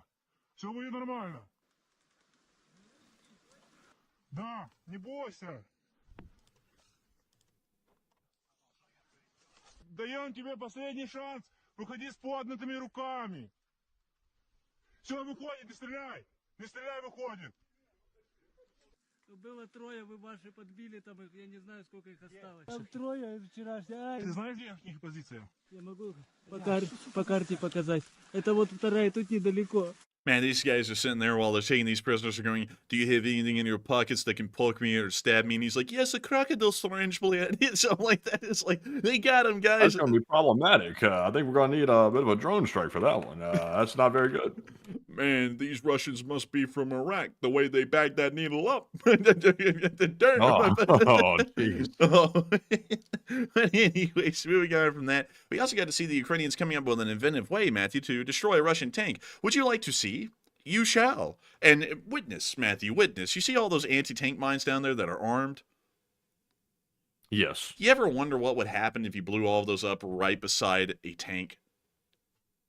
Probably like the equivalent of maybe a Fallout 4 mini nuke, or maybe a fat boy or a fat man, whatever you want to call it. It'll probably go up like that. Man, it'll probably go up like, kiss me, fat boy. But check it out. Here we Man, that's wild right there. That's man, wild. Man, you know where I got that from. You know what? I'm gonna have to show the meme, man, because you said it was wild and made it sound weird. I'm gonna have to show the meme. Hang on. We're gonna stop the entire show dead in the tracks. There's nothing foul in it, is there? No. Here we go. What the hell was that? We got it. Here we go. This is it, Matthew. You remember this now? You remember it? Oh, okay. I actually remember it. Oh, jeez.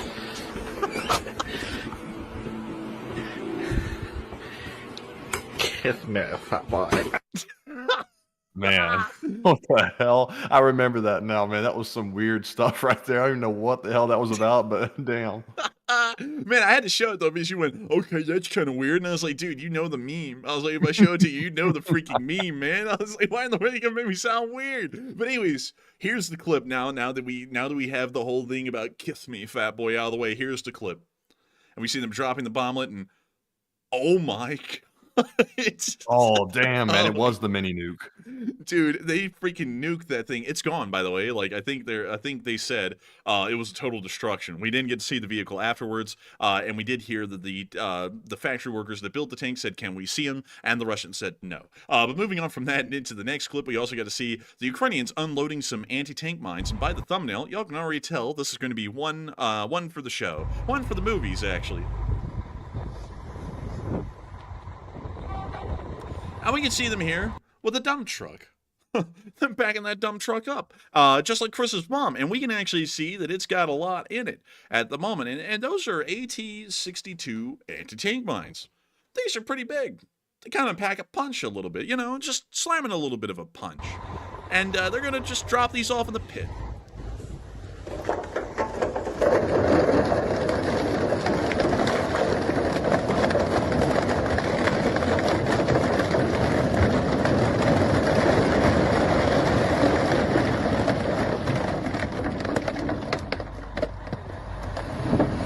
comes the rest. And there's just a few more still in there.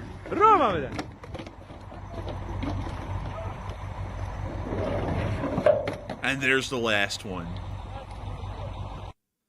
But yeah, that's how you properly take care of landmines. You just load them in the back of a giant dump truck, and you just drop them off. I mean, you just drop them in a pit, and nothing should go wrong. And now Seems like a fantastic idea, man. Nothing's going to go wrong with that whatsoever. It's not like they're all going to go up in blazes or something like that. Just drop them off right here and let the Ukrainians do what they got to do. You know what I mean? Yeah, I mean, it's not like we just saw 5 of these things create a near nuclear explosion near a tank. So I'm guessing that an entire dump truck of these things dropped into a pit. I'm guessing they're trying to dig to China. But beyond that, one thing I will say about this is that it isn't as dangerous as you would believe, because these are disarmed at the moment. All of them do not have pressure plates installed into them or kind of like detonators. They're not really like primed or ready to explode. So they're all safe technically, but it's always kind of like scary to watch these things being handled, knowing the explosive power that's in them, and the fact that they're unarmed is the only reason why they're kind of getting thrown around and just dumped by a dump truck. But still, it's kind of wild to just see something like that, you know, just here and there, every once in a while. But moving on from that, we also got to see the Russian casualty report, and boy, howdy, was it good. Oh my God. Wait a minute. Does that say 38? Is that 38 Bobcats I'm seeing? 38 Bobcats, Matthew. 38 Bobcats, man. They crossed over the 3,400 mark and then some. That's tremendous, man. Now that's 38. Let's see here. Ms. Disa said 38 special equipment is the second highest loss of Bobcats. Dang. I knew that number had to be a record of some sort. The 99 is the highest I think we've ever seen, which was absolutely insane. But damn, man, this is crazy. The second highest. I love to see it, and 38 Bobcats. But unfortunately, tell us more.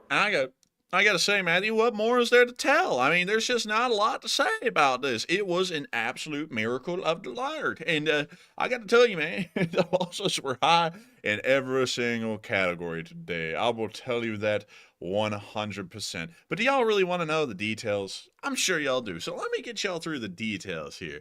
1,290 Russian soldiers were wounded and killed over the past 24 hours. 27 armored personnel carriers were also destroyed as well, along with 115 supply trucks, making that the second highest losses in that category ever in the war. We also got to see that 9 main battle tanks were lost, along with 59 artillery pieces, 110 drones, which is the third highest loss report in a day for the drone category. We were also able to see that an entire MLRS was lost and 38 Bobcat skid steers, making that the second highest day of the war in that loss category. Now, today was an absolutely amazing and impressive day. You very rarely see the Russians getting absolutely blasted like that, and they just keep getting blasted time and time again. And they're going to get blown up again here very soon, probably tomorrow, and we will be back at a pretty impressive casualty report, once again talking about it and really getting to enjoy it. But moving on from that and into the Vovchansk area, we did get to see more Russian drones being taken down by the Ukrainians of high. And have you ever I hear some showdown music or something in the background. Man, they're about to hit that what the hell was it? That drift music from Fast and Furious, you know, Tokyo Drift? Yeah, man, Tokyo Drift. Yeah. Tokyo. If you see it, then I mean it, then you know you have to go, or something like that. But anyways, Oh man, I'm in Tokyo. Oh man, I'm grifting like I'm in Tokyo. Oh man. Aw, man, since I'm in a performing theater simping, I will not be able to record my show. Aw, man, very sad. I cannot pay my bills. Aw, man. Oh man, you got to get back on that grift. Oh, it's time to fight. Put your dukes up. I'm fighting, man. It's time to fight the entire Georgian Legion. Aw, man, it's really going to go down. Aw, man. Moving on from that and into our next clip near Svatove, we also got to see the Ukrainians destroying a Russian Supercam reconnaissance drone today as well. Check this out. It was at nighttime that they did this as well. You see it right over there in the top left corner. Oh, actually, it's right there. Oh, it's gone. Oh, my goodness. I don't know what the hell that was, but There's hey, a dude in the background right there looking up at something. Did you see that? Go back. What was that? was that Drake? That is an American singer of some sort, but I don't know the guy's name, but I've seen him on an album cover somewhere, but interesting. He wasn't looking at explosions, by the way. He was looking at those lanterns and the glasses, but I guess it could be explosions in some world. I guess it could be. Me, honestly, though, if I was trying to make a meme out of this, I would have gotten that meme of Barry B. Benson from the Bee movie. Barry B. meme. Let me go see if I can. Yeah. I found it immediately. Dude, this is the one I would have put in if I was the one making this thing. I would have put in this. Oh, man. Someone said, "Is that Diddy?" No, that is not Diddy. If it was Diddy, he'd have baby oil, but he doesn't have any. He's just looking up in the sky, actually. So he's definitely not Diddy. Man, if Diddy was the one in that meme, that drone would have been slick. No Diddy. But anyways, That drone would have been in some trouble, man. It wouldn't have been going nowhere. man, I'm telling you what, man, that Ukrainian drone would have tried to take it down, and it would have just slid right off the drone because it would have been lathered in so much baby oil. Moving on from that and into our next clip, behind the lines. Somebody said Ray Charles. No, that guy's not blind. You can see. Oh my god, dude! If it was Ray Charles, he wouldn't even see it. He'd just hear it. He'd be like, "What happened?" It's like he would not be looking up at the sky at the explosions and awe if he couldn't see. That wouldn't make much sense. He'd be like, "Oh my god, I can hear it, but I can't see it." Man. Oh no, man, that was a terrible one right there. But moving on from that, we did get That to see was terrible, honestly. That was a new low. yeah, this channel's hitting new lows every day, but we got to see the Ukrainians blowing up an oil depot at Ravenki right there. You can see the explosions happening over the hill.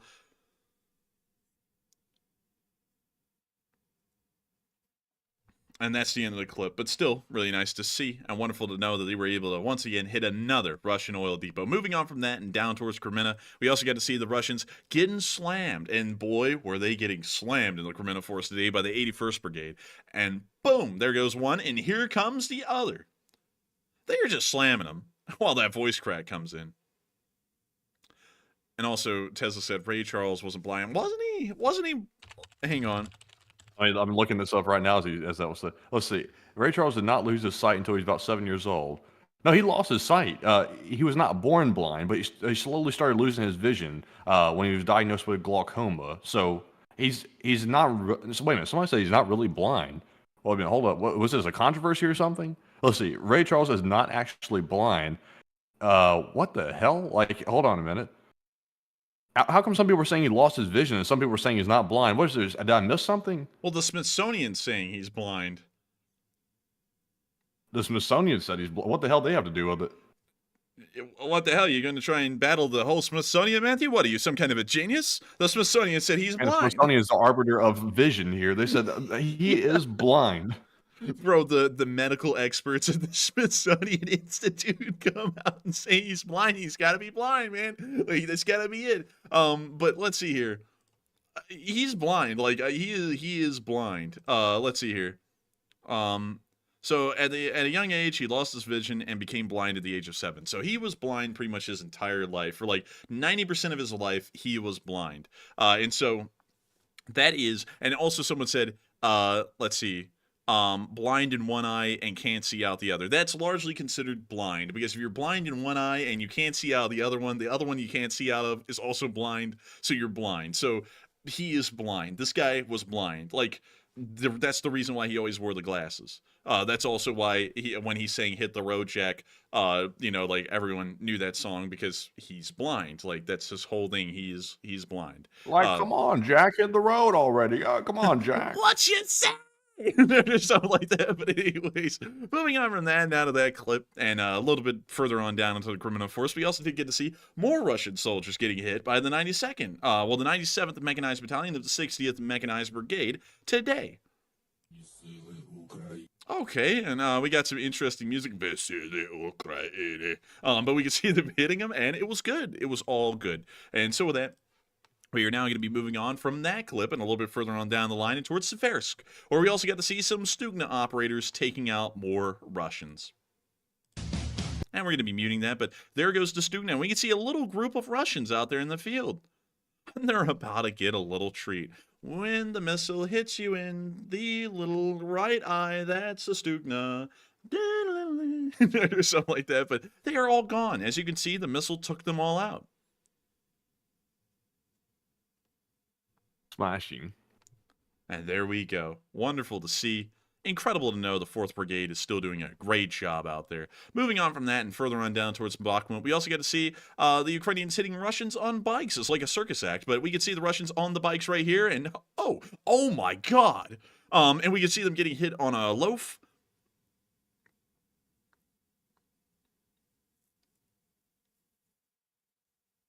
And we can see them hitting him again and again. Getting hit on a loaf. That's a tough one. Oh, look at that thing taking off, man. That thing's jumping over the bumps. Man, these buhankas are buhanking these days, man. They're bouncing over those humps going or something like that. It's like, bro, I would hate to die in a The other guy just got hit on the ass on the ground. He fell off that bike and just got hit in the ass. Man, call him the ass man or something like that. But anyways. Oh man, that was dirty. Dude, that Russian, after he gets hit, he gets up and Jerry Seinfeld says, "What happened?" And then he goes, "I'm the ass man, Jerry," or something like that. Anyways, moving on from that and a little bit further on down the line to Toretsk, we also get to see the Ukrainians engaging in fierce city fighting with Russians here. Here's the clip. It's very short, but it gives us a little bit of an idea of what Toretsk is looking like right now. It's looking pretty rough, but the Ukrainians are holding in there.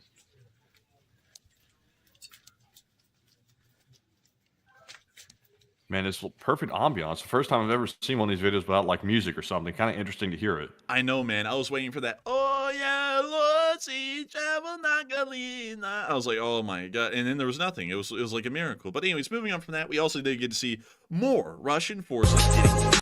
There we go. That's what we're talking about right there, Matthew. No ambience, just absolute blasting the eardrums out, making them bleed with this music. Why'd you stop playing that beautiful music? Wow, did you see that, man? They were like peppering the area with like clusters as the drone was flying in. Yeah, man. I mean, they're giving them that double whammy, that combined arms. It's like a triple tap. They beat me in my own game. Hit him a third time or something like that. But anyways, you see the BMP now smoking. I'm having a great time tonight. If y'all can't tell, I'm having a wonderful time because the room is soundproof, so I can do a lot more of what I used to do. It's that studio, man. Those sound blankets make all the world difference, and when it comes to improving like mood and all that kind of stuff. If you ever experience depression, buy a sound blanket and surround yourself with it. Yeah. You'll be improved instantly. Dude, like y'all literally put me in one of those like frog habitats you used to get as like a kid, you know, like the little plastic cover on it, like it dropped me in it and closed the plastic cover. I'm like, yippee! I'm like, dude, this is great. Because like y'all, I'm not kidding y'all. Like it is so soundproofed in here. We were testing this earlier, like to figure out what the sound was outside of this thing when I'm doing most of my stuff. And it generally is around like 60 decibels, 60 to 65 decibels. So it's not that loud at all. Like I'm talking right now and it's probably like maybe 75 decibels inside of the sound cube. And it's only like 60 outside of it. So it's like a whole 15 decibels. You talking about 80 decibels, by the way. Like 80 to 85 is typically what you talk at. So for it to be down at 60, that's a lot of soundproofing. Yeah, I'm not, by the way, to let y'all know this, maybe this isn't translated that well through the audio because actually a lot of y'all say Matthew's louder than me, and that's kind of how I have my audio set up. I'm naturally loud.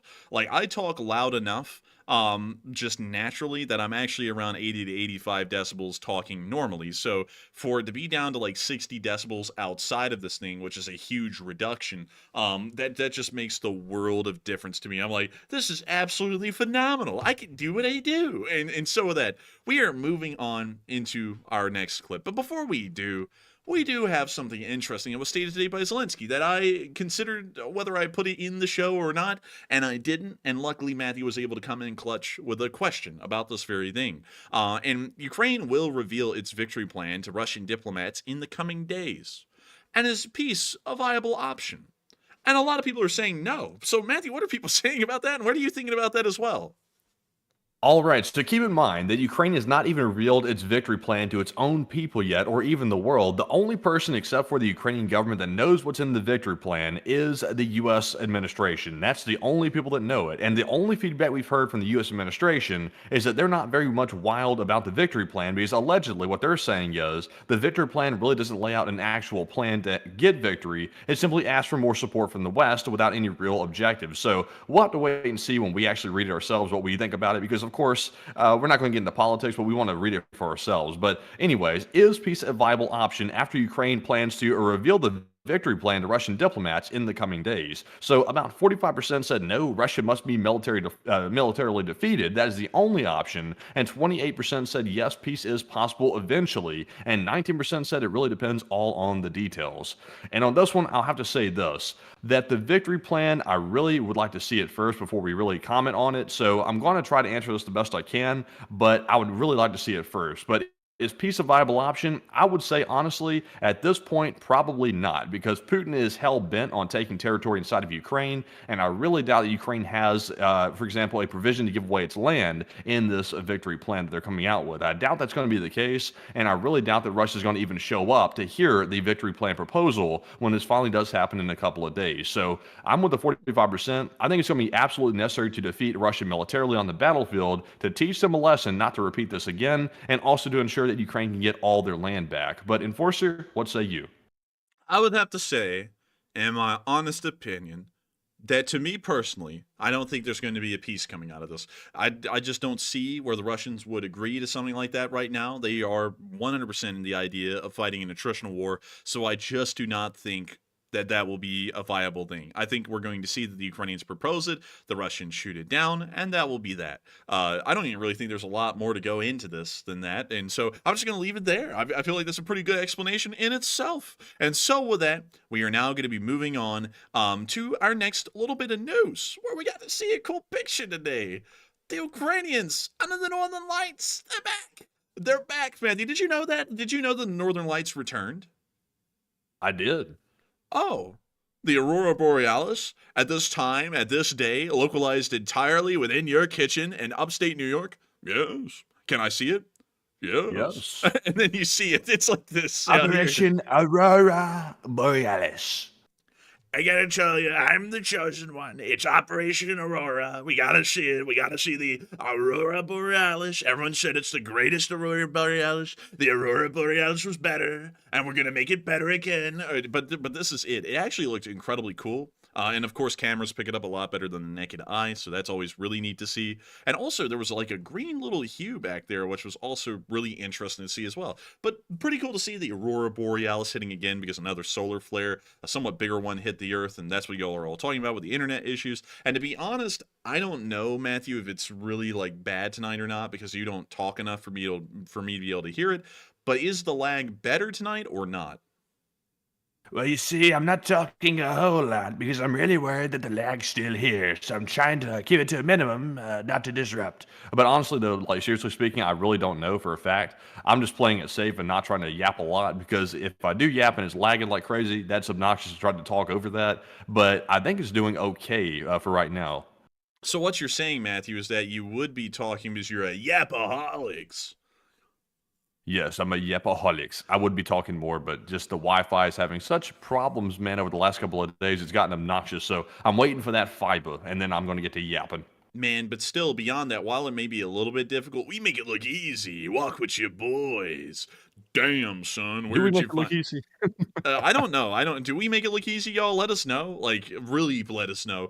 Because I don't know if we make this sound easy or not. Maybe we make it sound really difficult. I don't really know. But moving on from that and down to the Pokrovsk front, we did get to see Russians getting obliterated in Pokrovsk again. Who wants to watch a Russian APC blow up and one Russian crew member get flight miles? Do you want to? Well, here it is. Here they come. And in a second, well, someone is about to win Delta flight miles. And there they go. Delta flight miles. Achieved in Ukraine. I don't even think Delta flies to Ukraine right now, but they're still getting flight miles. And so flight miles. Airtime. But moving on from that, further on down the line into the area of Zavitne, we got to see that the Ukrainians ended up blowing up a T-90M today in this area as well. Check this out. Okay. Oh, and we can see him hit right there, and the ammo goes up immediately. You gotta love it when someone debuts a rock track on the war footage like this. You gotta love it. Man, they go bam bam bam bam bam bam bam bam, rah, you know, or something like that. It sounds like Godzilla going crazy. It's like, is this really music? Like, some people are gonna argue it is. But I don't really see the musical value in that though. Like screaming on a mic, because I scream in a mic and y'all don't consider that music. I just want to be an artist. But anyways, moving on from that and into our last clip in the cross front, we did get to see that near Kalinove, the Ukrainians did hit some more Russian forces down here as well. We got to see them hit a grad. There's the grad. Aren't you all glad to see it? Now it's going to be gone. Oh, and they get it right there, and it blew up. It's now on fire, and the Russians are very sad. And we can now see another Russian vehicle right there. I don't know what it was, but it's about to get destroyed, so it doesn't really matter. So, by the way, people, I have to mention this real quick. We're only 8 subscribers away from 284,000 Really? subscribers. I have no idea how we got there that fast like that, but I looked down and I was like, oh my God, we have 8 subscribers away from that. So you could be the 284,000 subscribers. So put the subscribe button down there. Press that thing. Press it. Yeah, I mean, press that thing. Hit it like it owes you money. And so with that, oh, Matthew, oh my goodness, we got the bot back, man. You know that kind of bot right there. But moving on from that. Man, get up out of here. Man, get the hell out of here. Because they always do that crap, and it's always the most antagonistic thing that could ever be seen. Like some people don't get this. Let me put this out there very clearly, because we always have to maneuver around this one like a minefield. We do not allow domestic political topics to be discussed on this channel in a partisan way, meaning that you come in here and you go, oh, I love like political person A and I hate political person B. That's simply not allowed here. And another thing that is not allowed that we really had to start kind of honing in on lately is we do not allow religious comments on the channel either. This channel tries to run about as down the middle as it can, because there's no point in people getting divided on religious topics or domestic political topics, considering that we don't cover any of that on this channel. So it really makes no sense to like really get into that. And one thing that we've been seeing lately, and it's been very interesting, is a large amount, an influx of bots that come in like saying very religious things, and their entire intention behind that is trying to instigate or incite like pretty much open riots in the chat by doing it. I don't know why they do it, but it's incredibly annoying, because whenever we take them out, there's always someone who says something like, because it's from like the bots have like a specific religion they choose to do this, and it's always Christianity, and then people want to say that we're like anti-Christian or something. And I just want to put this out there that Matthew and me are Christians, but at the same time, we're not going to have to, I feel like we don't have to shove that down people's throats, because y'all do what y'all do and it's a free country. And on top of that, that's not even really something that really matters in the scope of this channel. Like, it just does not matter at all. So it's like, I don't even get it. I just don't get it. But anyways, moving on from that, we are now moving on into our next bit of news, where we were able to hear that an Su-34 got shot down. Eternal Flight, brothers. Everyone loves it. No, Earth is ground, brothers. Earth is ground. They didn't say eternal flight this time. Let me go back down and see here exactly what they said. They said something goofy, and everyone tried to correct it in the comments what they actually meant by it. They said Earth is sky, brothers. And some people were saying that meant they were flying upside down or something like that. I think it was just the way they wrote it. It was goofy. Like, eternal flight, brothers doesn't make any sense either. And Earth is sky. They must be like flat earthers or something like that. They don't believe in the roundness of the Earth. But the plane went down, though, in the end. Dude, this guy said the floor is floor, brothers. It's like, what the hell do you mean by this, man? The sky is sky, brothers, and that's where the plane went. Dude, he said, it is what it is, brothers. It's like, it obviously is what it is, you clown. But beyond that, we did get to hear something very interesting today. Urgently, I'm going to have to read this like Team U, Matthew, because that top part urgently sounds like a Team U thing. Urgently, our Su-34 was shot down. The crew was killed. The plane was shot down during dropping of a FAB from the UMPK, approximately 50 kilometers from the front line. Our Su-34 was apparently shot down by an F-16, which was over enemy-controlled territory. There will be more such losses soon. NATO has sent F-16s out to hunt. Now there will be fewer FABs flying at the Ukrainians. Consequently, our infantry losses will increase. We don't really have any proof at all that an F-16 shot this thing down. It could have just been standard air defense. We really don't know. But that is interesting that the Russians are trying to once again infer that, but we have no proof to confirm nor deny that at the moment, and we're going to wait for more confirmation on that in the future. But moving on from that and down to Volodar, we did get to see that the 72nd Brigade was still slamming Russians down here. And there's some Russians hiding in that basement.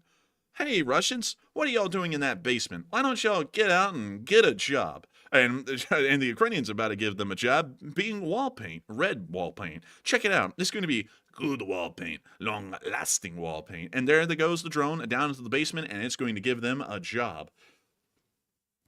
The drone literally walked into the basement like it was a human. Yeah, man, it said, yoo-hoo, what's down here? And it just blew up everyone down there. And there it goes.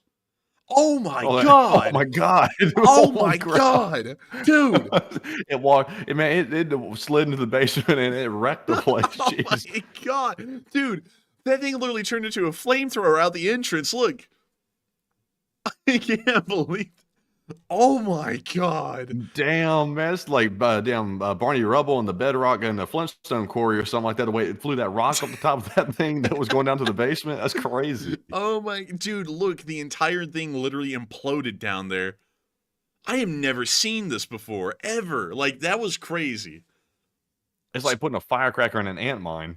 Dude, that drone flew up, man, and went dun dun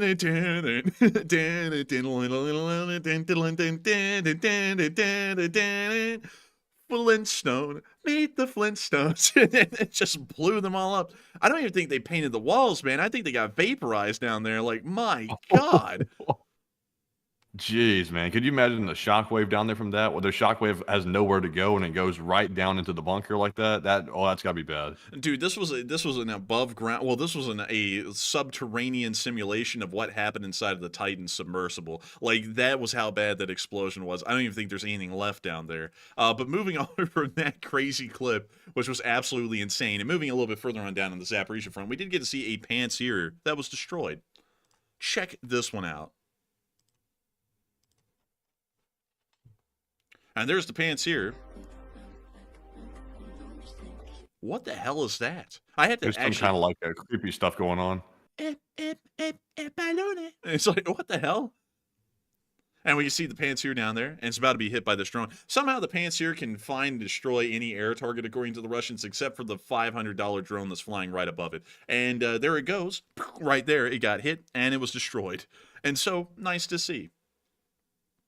And that's the end of that clip. And moving on from that and into our next clip down near Robotane, we got to see the Russians getting hit even harder by the 455th Separate Infantry Battalion of the 441st Infantry Brigade. I almost sound like, what happened? Or something like that right there. I mean, you see the drone coming in. Oh, look! I was trying to drink water. I nearly just spewed everywhere from the water. I was dying to try to get that down, but oh my God. Let's see. Wait a minute. Hold on here. I think we got a butt. Menace said, y'all laughing about people dying. No, I'm not laughing about people dying. I'm laughing about the drone crawling into the basement. Yeah, we're laughing about the drone crawling into the basement in the most unassuming way and then dropping a little boy inside of the basement. That's what we're laughing at. Come on, get real. And someone said Armani drone. That reminds me of that guy. Well, that was that guy's name, Matthew, in Seinfeld. Banya. And he got that Armani suit. Like, give me some detail. Oh, when it was Banya from Seinfeld. You know, he was like, "Hey Jerry, how you doing, Jerry? I'm killing, Jerry, killing it." And then eventually he was like, "Jerry, I got you that Armani suit. You got to give me a meal or something like that." Like, when I saw Armani suit, I immediately started thinking of that guy going, "Killing it, Jerry, killing it." But moving on from Jimmy likes Armani suit. Oh, Jimmy likes no. Dude, Jimmy likes Jim. Dude, and then there was that guy Fibbiacci, the sad clown or the tragic clown or something like that. You remember that guy? Hi, Lane. Oh, You yeah. know, oh, dude, that guy was actually, he did a good job acting that role. He was creepy as hell in that role, which was really good for him. He killed it. But moving on from that and down into Kherson, we did get to see the 73rd Brigade hitting some Russians down here. Y'all want to see it? I know y'all want to see it.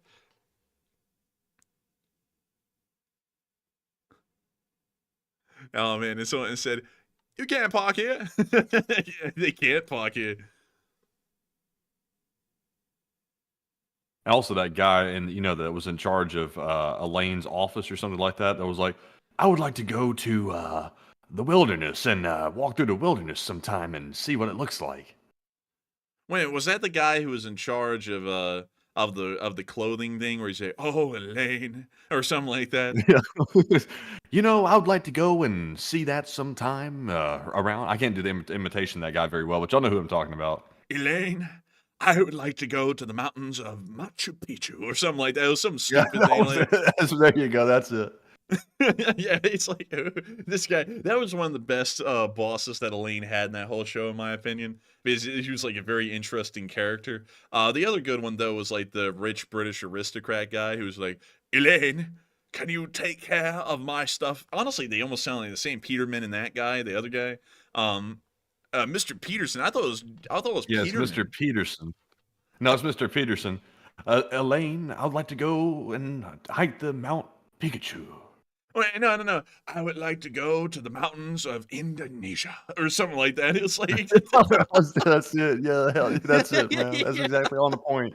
man, dude, that guy was hilarious though, man. I always get a kick out of that guy. Speaking of which, the Ukrainians are about to kick around some Russians on the ground. Check this out. Oh, Elaine, I would love to blow away some pesky Russians in the town of Oleski. Or something like that. It just obliterates some Russians.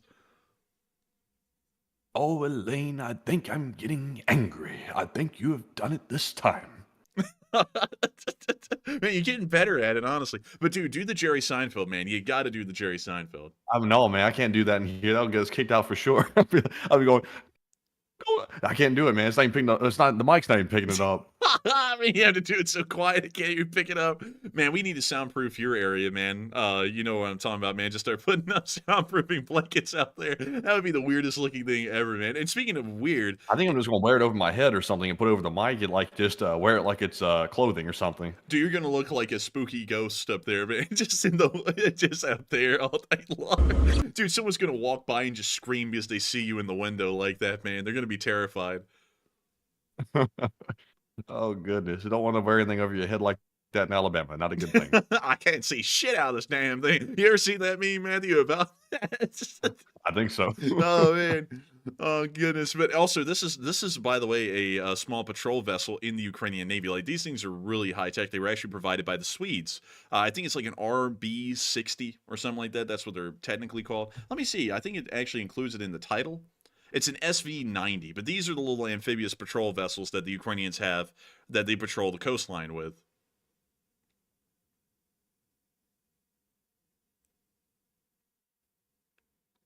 They're I think cool. it goes pretty smoothly with the water. I like that. Yeah, I honestly like them a good deal. I think they're neat looking. Like they're not like really big in firepower or anything like that, but they are cool. You see that trigger discipline on that guy? Like that was perfect. Man, he was incredible with that. Honestly, like these guys, they know what's up. This guy's just chilling with a 50. He just keeps rotating that turret just to show it off for the camera. Can they let me drive the boat? You can buy me a boat, but maybe they will. Oh, you see him loading up. Man, this guy is up here, the steady helmsman. Man, I'm not gonna lie. It looks like he just stole the boat. Man, he wearing a It looks shiesty like and he just everything. stole the boat. Man, he just hijacked the boat. He's up there like goosing the throttle and everything. Like he just stole it or something. Man, he's sitting up there going, hang on, you better lock up your doors today because Abba Hassan is on his way. And the way he's frantically looking around like the cops are coming up behind him. Dude, he honestly looks like he did steal Yes, it. man. He's looking so paranoid. Like he's looking around everywhere like he's on crack or something like that. Like, go back. Dude, go his back. his entire driving instructions in the Ukrainian Navy for this thing was drive it like you stole it, and he took that literally even down to the look, man. And watch you gonna look around all zooted and stuff. Look, it's like he's like, He wasn't even looking out the window. He was looking at the floor or something. I don't even know what the hell's up with this man. Oh my lord! But man, the boat's cool. I mean, the crew is pretty neat. It's just that the actual helmsman of the boat is he looked a little suspicious. That's all. A little suspect, baby. Oh, Someone said he looked shifty.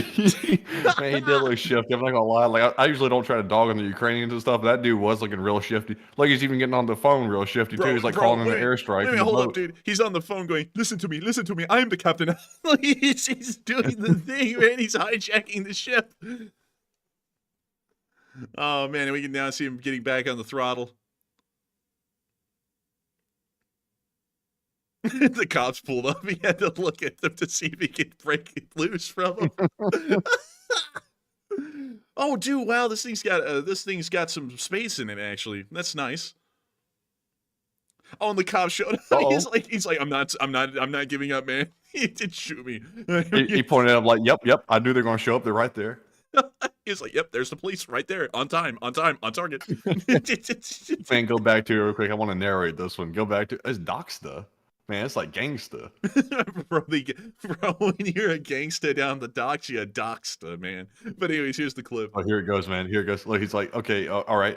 Yep. The police are right there. They just arrived. Yep, no worries. We got this under control. Man, he's about to come out of the bridge. He's about to be like, you assured me I could speak. They're gonna be like, we didn't assure you anything. You're under arrest. I'm under what? Get your hands off my witness. Something like that. He's about to start going through all that. Also, thank you, Also, Walter. by the way, Walter Ilikotu Jr., he said that tell the enforcer that the helmsman is on the radio telephone. And I thank you so much for sharing that, Walter Ilikotu. By the way, perfect return of a legend right there, right when we're talking about naval stuff. And I got to thank you for sharing that. That is true. But we're just kidding around about the fella because he looked so suspicious in the first clip driving the boat. And we were like, what the hell is going on with this guy? But still, it is normal naval operations as usual. And I do thank you so much for sharing a little maritime fun fact with us, Walter Ilikotu. And also, Matthew, they got that Sunden Doxta from Sweden, man.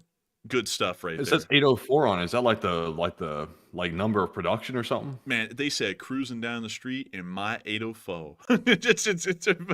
I guess maybe, but I think the actual number of the vessel is actually imprinted in these metal plates down here at the bottom, and they just put that one maybe for Ukrainian reference. I don't know. I like the boat. It's a nice boat all the way around. It's a shame it got stolen this quick, but it's a nice boat. And this says, let's see, Drakar. I don't know what the hell that means. But still, interesting name. And it's on a license plate almost. Are they walking down the length of the boat? Oh. Uh-oh. He's back to him. She said, I don't know what I feel so sorry for this guy because he probably looks like that all the time. And he just looks so suspicious and he's just doing his job. I feel sorry for him, really. But anyways. Nothing's going to get out of his sight, though, that's for certain. Like, he's not going to miss a damn thing because he's looking around so paranoid. He's not missing not even a hair. You know what he's looking around like, man? He's almost looking around like a school bus driver, man, like looking behind him like, hey, sit down, something like that as he's going on along. He's like, get back to your gun, man. Like, what the hell are you doing? But anyways, moving on from that, that is actually all of the clips that we have for tonight. And so we're now going to be moving up to Kyiv to cover the speech from President Volodymyr Zelensky here on day 962 of the war. And so, without further ado, here is the Peach. Peach! Give me a speech. I want a long-lasting speech. Бажаю здоров'я, шановні українці, українки. Сьогодні вже в Києві говорив з головкомом Сирським доповідь щодо всіх напрямків на передовій і нашої Курської операції. Покровський напрямок, молодці, кожен солдат, кожен сержант, кожен офіцер, хто забезпечує захист наших позицій. Загалом Донеччина і Запорізький напрямок – це дуже складні умови, це жорсткі дії ворога, але стійкість наших підрозділів має визначальне значення. Саме від нашої стійкості все залежить.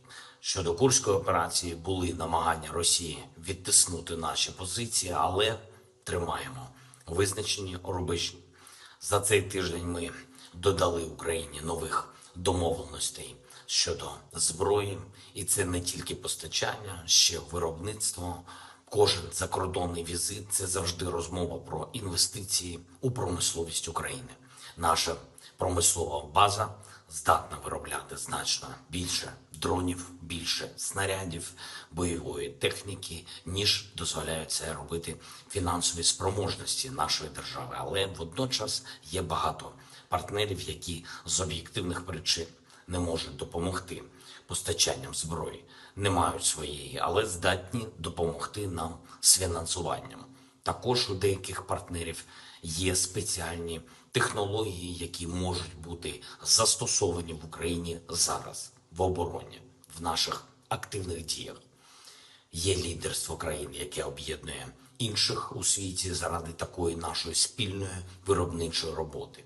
Я дякую кожному партнеру України, хто вже інвестував в нашу українську оборонку. Ми вже значно збільшили виробництво, зокрема дронів завдяки таким інвестиціям. Зараз у Франції ми говорили про нову модель взаємодії, про створення спільних українсько-французьких виробництв в нашій державі. На рівні Міністерств оборони це опрацьовується. Вже працює данська модель. Це коли уряди держав-партнерів залучають інвестиції у виробництво зброї. А нову французьку модель ми розглядаємо як можливість залучати інвестиції у створення саме нових виробництв. Дуже розраховуємо на цей результат для України. І це персональне завдання для міністра оборони, для Мінстратегпрому забезпечити виконання всіх наших домовленостей. Я хочу сьогодні відзначити воїнів нашої Нацгвардії України, які б'ються разом з усіма на фронті та особливо проявили себе цими тижнями. 12-та бригада спецпризначення Нацгвардії та, зокрема, старші солдати Роман Здебський та Владислав Русенко. 15-та бригада оперативного призначення, молодший сержант Богдан Петренко і сержанти Юрій Колосовський та Євген Кузнецов. Також перша президентська бригада, молодший сержант Владислав Скоробагач та підполковник Володимир Жданов. І ще спецпризначенці 2-го та 4-го загонів Центру спецпризначення Нацгвардії Омега, які воюють на Харківщині та на нашій Донеччині. Їхні імена зараз назвати ми не можемо, особливо чутливі завдання у хлопців. Спеціальна робота проти ворога. І результат саме такий, як потрібно Україні. Дякую, хлопці, вам. І ще хочу сьогодні відзначити українських військових капеланів, духовні отці з різних конфесій, які служать, щоб наші воїни мали духовну підтримку та правильну пораду, світлу надію. І дуже важливо, щоб більше представників церков, релігійних спільнот, усі, хто працює на духовну незалежність України, долучались до військової служби України, були ближче до хлопців на передовій, передусім, у бойових бригадах. І саме там, де найбільш потрібно. Я дякую кожному військовому капелану, хто служить саме так з українськими воїнами. Дякую кожному і кожній, хто посилює Україну. І тільки на сильних позиціях ми досягнемо справжнього миру, справедливого. Слава Україні! And Hiram Slava. And with that, that is the end of the speech from President Volodymyr Zelensky, and we've reached the end of tonight's news cycle here on day 962, and that's moving us on into the second segment of this stream, where we get to talk to each and every single one of y'all. And I gotta say that this is a fun segment, a long-lasting segment that we all enjoy incredibly well. There is always fun to be had in the question segment because we get to talk about anything and everything while I get a hiccup there because I had Pringles during the speech and the Pringles are deciding to go to war with me. But I will win this war and the show will go on. But nevertheless, we could talk about literally anything and everything that y'all want to in this segment. We could talk about Shebabad, or Shedabad, or whatever the hell it's actually called, or Marabad, or we could talk about Nazi-abad. I think everyone agrees Nazi-abad. Or we could talk about Abdul-abad. Apparently Abdul's a pretty bad guy, so they named an entire suburb after him. Or we could talk about Dolat-abad, because Dolat was also a bad bastard as well. We could talk about any of them. We could talk about the Kolistan Palace. Y'all ever see it? Wow, actually, that is kind of nice. I'm not gonna lie. Dude, this is like the Diddy Mansion, honestly. Yeah, it's kind of interesting. Yeah, it's interesting. I don't know if it's nice. It's interesting, though. No, I actually, you know what? It's ugly. This thing is hideous, man. Like, I've never seen a building this ugly before. I don't know what the hell that's supposed to be, but pretty damn bad. I'll tell you that.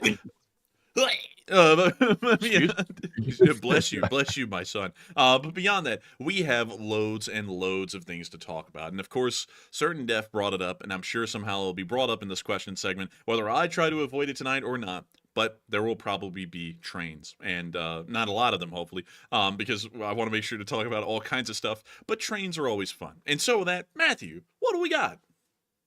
All right, so jumping into our last question segment of the night. We don't have any more polls to address, but of course, it is now time for our Super Chat segment, the last one of the night, and then get to our live chats as well. And our first Super Chat is going to go to Scott, who puts in a $30 donation. And thank you very much, Scott, for that $30 support, and we appreciate it. He said, 800-pound gorilla in the room. Okay. He said, did a Ukrainian F-16 shoot down a Russian Su-34 over Ukrainian territory? The 800-pound gorilla is no longer in the room because it got shot at the Cincinnati Zoo. Rest in peace to Harambe. I feel so sorry for them. That was 8 years ago, and everyone still remembers Harambe. May he rest in peace. But beyond that, to answer your question, we don't know. That's kind of been the big mystery of today, is whether that Su-34 was shot down by air defense or by an air-to-air missile from an aircraft like an F-16. And the fact of the matter is that the Ukrainians have not made a statement as to what they shot down that Su-34 with. So as far as we know, it could have been anything, because the Russians' credibility doesn't really stand up to much. The aircraft got shot down, and the pilot died with the aircraft. Actually, the pilot and the co-pilot, from what we understand, both got killed when the plane got shot down. So there were no first-hand survivors inside of that aircraft to say whether that was an F-16 that shot them down or not. And not only that, if an F-16 did shoot them down, it would have been a beyond visual range kill, most likely with an AIM-120 AMRAAM. Which means that the Su-34 crew, even if they did live, they probably would have never even seen what shot them down in the first place. They would have been getting RWR alerts and everything, but they probably wouldn't have known exactly what was firing at them. So the honest truth is, it probably was not an F-16. There's a load of things it could have been, and the F-16 is only one of them. So may or may not be the case. We don't really know yet, but we'll have to wait for official Ukrainian confirmation, if they ever make a official confirmation, on what shot that Su-34 down. Beyond that, we just don't know enough to be able to say with 100% certainty what it actually was. But with that, I hope that does address that fairly well, Scott, and I got to thank you so much once again for the support and helping this channel to keep on running. Because if it wasn't for folks like you, we would not be able to make this channel possible, and we wouldn't be able to keep this thing running. And so, huge thanks to you. And with that, we are on to the next one. All right, and our next super chat is going to go to Momcat's Mind Candy, who puts in a $25 donation. And thank you very much, Momcat, for that support, as always. And they said, for marshmallows and Slav Ukraine. And Slav Ukraini. And marshmallows would be nice right now. You know, honestly, Matthew, when I heard marshmallows, you know what hit me immediately like a cool idea? What hit you? S'mores. I would like some more of that. You're fine. That's cringy. Get the hell out of here. Cringy. Man, cringe. But I'm just kidding. It wasn't that cringe. But I would like to have a s'more. I think that would be really good. And so I got to thank you so much for the support and supporting that s'mores fun. Momcat's Mind Candy. You've been around for a while, by the way, and I got to thank you so much for being here still and supporting this channel and helping it to keep on running, because hopefully we will be able to get marshmallows, chocolate, and s'mores to enjoy with. And you know something, Matthew, that would be even better? S'mores, but with Mr. Good Bar instead of like a Hershey's chocolate bar. You know, like I feel like that would be really good. That would be good. I'm just not sure how the peanuts would work with that, because I think it would like have a problem with melting it or something. I'm sure it'd be fine. I'm sure it wouldn't catch on fire or anything like that. But I still gotta thank you all once again for the support. And I gotta thank you, Momcat's Mind Candy, for the support and helping this channel to keep on running. So that way we can have ourselves the delicious taste of a s'more one day, hopefully soon. And so with that, thank you so much once again. I hope that does address that incredibly well. And with that, we are on to the next one, the long-lasting next one. And so what do we got, Matthew? All right, and this long-lasting next question here is going to go to Super Action General, who's also a longtime channel legend, who puts in a $20 donation. And huge shout out to Super Action General for that support. He said, I went to my first air show today in Topeka, Kansas, and I'll give it to the chair force. They know how to impress the crowds. And anyways, as always, I love the show and the chat. And he throws in animal noises. This Super Action General, this is Duncan's thing. He said, "And ba muba oinka meow." Man, I'm telling you, Oh Igor. man, I'm telling you. Oh man, I get no respect around here. Oh man, Duncan VR makes us make the animal noises, and now you do too. Oh man, I'm telling you. But still, I gotta thank you so much for the support and helping the channel to keep on running. And also, that is cool to hear that you went to an air show. You must have gone to the Topeka Regional Airport, right down here. This is clearly a military air base, more so than a regional airport. Because just looking at this, Matthew, this place has the road layout of a military air base. Like, to me, at least. You see that, don't you? Like, I see that a good deal. Yeah, it looks like it could be maybe like a little National Guard spot or something like that, like we have up here at the Birmingham airport. Yeah, it kind of does. But we also have the Combat Air Museum right here, and they have an artillery piece. I don't think that has anything to do with combat air power, but I respect it. Oh, dude, they actually got some nice stuff in here. So what do they have? They have a Man, they F1. crammed this stuff in like it was like, geez, how did they cram all this in? I don't even know, but they got a nice little collection here. I'm not going to lie. They got an F-111. They got a MiG-21 SMT, I think, or a MiG-21. Let me think of what that would be. That would be a MiG-21 SPSK probably. They also have some Fokkers. Oh man, don't let your mother around these. Then they also have a PT-17 Stearman and a couple of U.S. Army Air Corps aircraft, a Royal Air Force trainer actually as well, painted up in yellow. They have an F-4 Phantom with the wings folded up, a U.S. Air Force F-4 Phantom. They have an F-9F Panther. They have a super constellation. Actually, they have one of the anti-submarine or anti-maritime patrol ones. They also have the Royal Canadian Air Force trainer, which is pretty neat. They have an F-84F. That's pretty cool. That's actually incredibly cool. And then let's see, they even let you inside one of the bombers, I believe. That's pretty cool, dude. This is actually a pretty solid museum, like out in Topeka, Kansas. How cool! Like you don't see museums like this much. I wish we had some like this in Alabama. Because when we go to our air museum, just to let y'all know, we have one in Birmingham, and it's right near the regional air, well, the international airport right here. It's right outside of it, right about where in the world is it? There we go. The Southern Museum of Flight. And what's crazy about it is that when you go to the Southern Museum of Flight, like not only do you see combat aircraft, you get to hear the sounds of combat all around. Live fire exercises are going around the building all day long, and they are not conducted by the U.S. Department of Defense. They are conducted by the local Thug Shaker Central that is always just out there just busting it every single day. So you got to respect them for that. But still, this museum is pretty cool because they have the A-12. And I believe that's the prototype for all the Blackbirds, and it's just sitting out in the open, just rotting away. Isn't that cool? Like, isn't that the coolest thing? Uh-oh, I think we lost Hello? Matthew. Hello? Hello? Oh man, I was lagging out like a fiend over here. I was like fiending more than Hot Dog Man for the Wi-Fi. Aw, man. But isn't that cool, Matthew? This A-12 is the prototype of all of the SR-71s that ever existed. It's just sitting in the field right outside the international airport. It's always crazy. Like anytime you ever see these, like for example, the A-12 or the SR-72 or 71. SR-71? Excuse me, not the 72. Yeah, the 71. Not sorry, I shouldn't have said that. But anyways, when you see these sitting out here, they always look somewhat fake. Like when you see them, it's like, is this really the thing that flew? Because it seems fake when you stand near it. Yeah, you know, it does look pretty fake, but you want to know something even crazier, Matthew? This Mi-24 in the museum is the one we stole from Chad. We stole that from Chad. That's a shame. That damn Chad. Let me see. U.S. stealing Mi-24. Let me go show you this picture. You may know this picture, Matthew, because it's a bit famous. Actually, it's from Libya. This is the Libyan Hind, but you may know this picture. You know, when America stole an Mi-24 Hind, the Hind that is underslung under the Chinook is actually that one right there in the museum. I didn't know that. That's pretty cool. Yeah, that is pretty cool. That was the first hind that we ever got our hands on, and we had to steal it from the Libyans in the middle of Chad, I think it was. It wasn't the Chadians that had it; it was the Libyans. But beyond that, we had to steal it from them to get it. They also have the prototype to test out the SR-71's engine. They also have that in the museum. I'm not gonna lie, like the museum itself actually isn't bad at all. It actually has some really cool historical items in it. It's just that the area surrounding the museum is terrible. Like, it is the worst. Let me see if I can actually drop y'all down there and show it.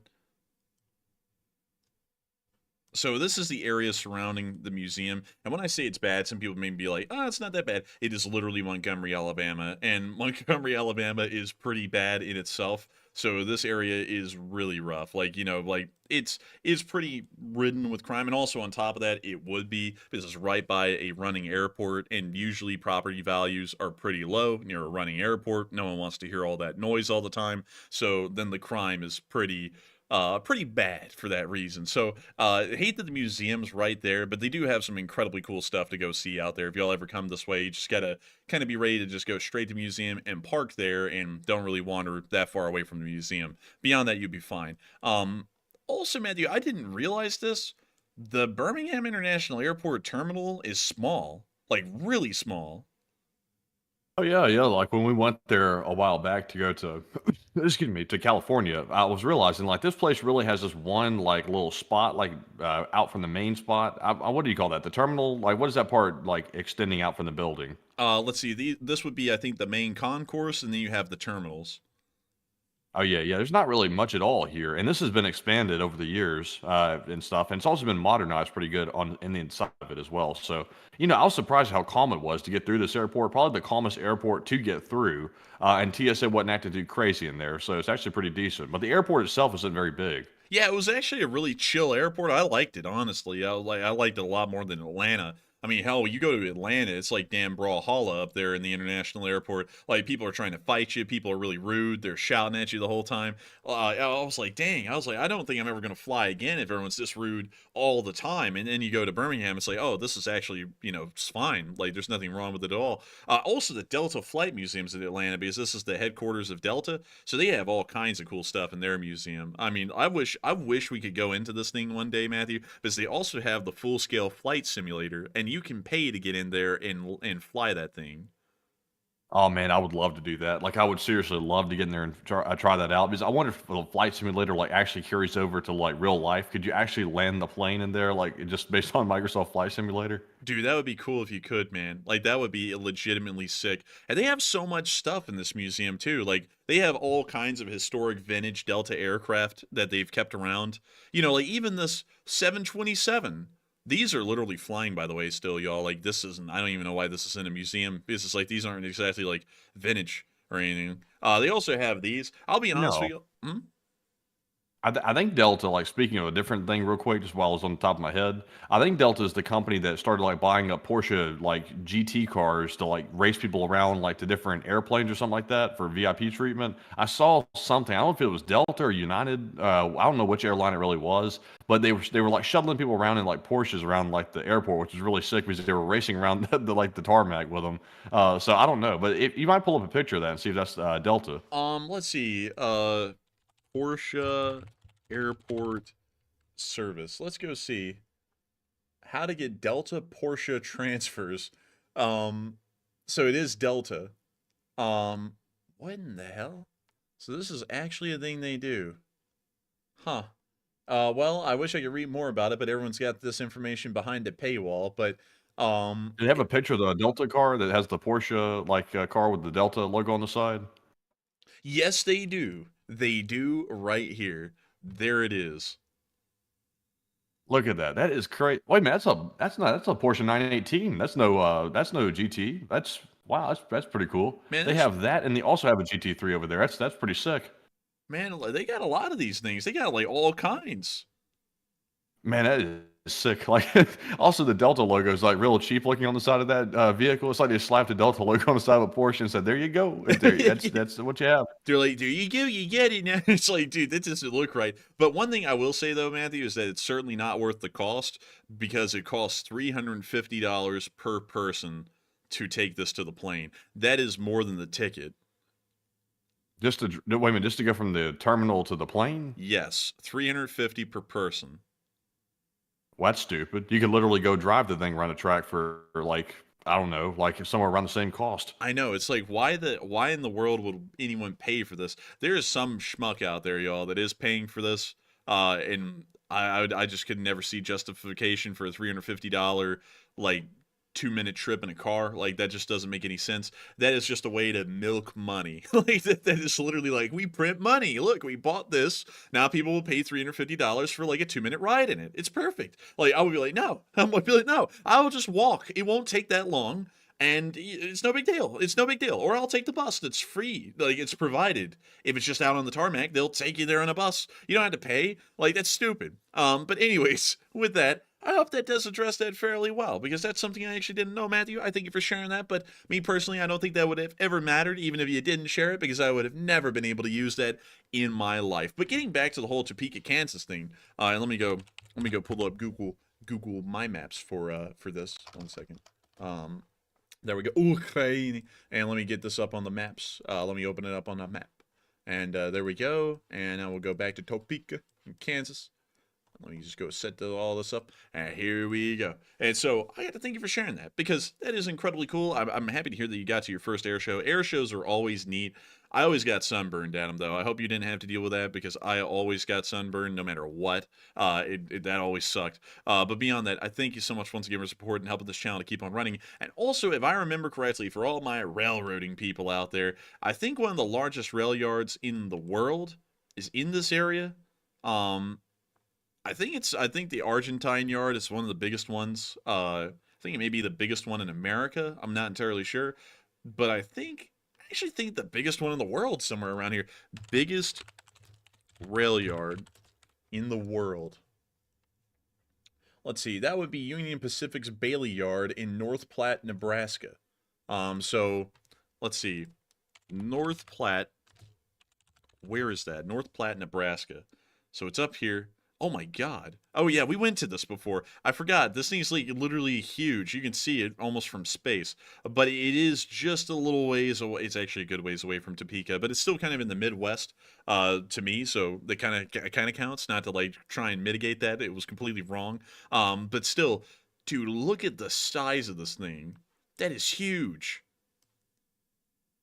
That's massive, man. That's a lot of track. And man, look, you can see that Chris's mom was here, because we got the east run through, the west hump, and then we got and then we got the railroad car shop, because after the trains are run over Chris's mom, they require a great deal of maintenance. But still, it does appear that this is Chris's mom's home. Man, they use Chris's mom as the derailer. Oh my goodness! Actually, man, That was pretty brutal. Actually, actually, that was brutal. actually, man, they use her to lay the roadbed for the tracks, because they said a train has never been run better than on Chris's mom. But anyway, we're gonna catch some heat from that for sure. But anyways, with that, I gotta say thank you so much once again for support and helping this channel to keep on running. Because if it wasn't for boys like you, Super Action General, we wouldn't be able to be here, right now. And so big thanks to you once again. And we are on to the next one. Also, oh man, that was pretty brutal. I'm not gonna lie. Even Chris's mom might not deserve one that bad. But anyway, so moving on here to this one as I try to recover. This one goes to Pemioy, who puts in a $50 donation. Thank you very much, Pemioy, for the $50 support, and we appreciate it very much. It's very generous, and we appreciate it. They said, "LOC, and absolutely love everything y'all do, and keep it up, and much love from Utah." Hey, and a huge shout out to Utah. A really cool place, actually. Really neat. Got a whole bunch of different kinds of scenery out there, and y'all got the Great Salt Lake, a pretty cool lake that's sadly starting to dry up these days, but beyond that, still pretty cool. Like Antelope Island used to be an island. Now it's not. Like, it's literally just connected to the rest of Utah. But beyond that, I do have to say, it is wonderful to know that you absolutely enjoy everything that we've been doing here on this channel. We put a lot of effort into this thing. We try and make sure that we have some funny jokes, and hopefully we've had some pretty good ones tonight that people can have a good laugh at and still get the news out of. And I got to thank you so much for the kind words, because it really does mean a lot to us, a great deal to us. And so with that, thank you so much once again. I hope that does address that incredibly well. And y'all know what's about to happen. We're about to move on to the next one, but still, a huge thanks to you once again. And also, if I remember correctly, if I remember right, Matthew, if I'm right, and I might be wrong, isn't there some kind of a cool, like, national park, Zion? I think it's Zion National Park that has, like, this is the one This is the one that has the really cool scenery and stuff. Let me see if I can get it up here. Yeah, that. What? Oh, nothing. I was just nothing. Man, you went, they're not going to share it with me? Man, you're going to make me feel like a clown. But anyways, it is Man. cool down here. What, man? You got to tell me. It is pretty neat, though. It's a nice scenery. I'm not, man. I'm not going to do it. Okay, all right, man. Fine. Oh, look at that deer.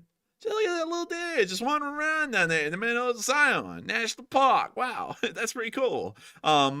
You know, Matthew, I guess Hot Dog Man must hate this park because his name's Zion, and I guess that doesn't line up with the whole from the river to the sea thing. But that's okay. That is okay. Oh man, from the river to the sea. Oh man. Oh man. From the river to the sea, my bum ass will work for free. Something like that. But anyways, oh man, it's a nice park though, I will say. In Utah, From the river to the sea, he shall find the crack cocaine.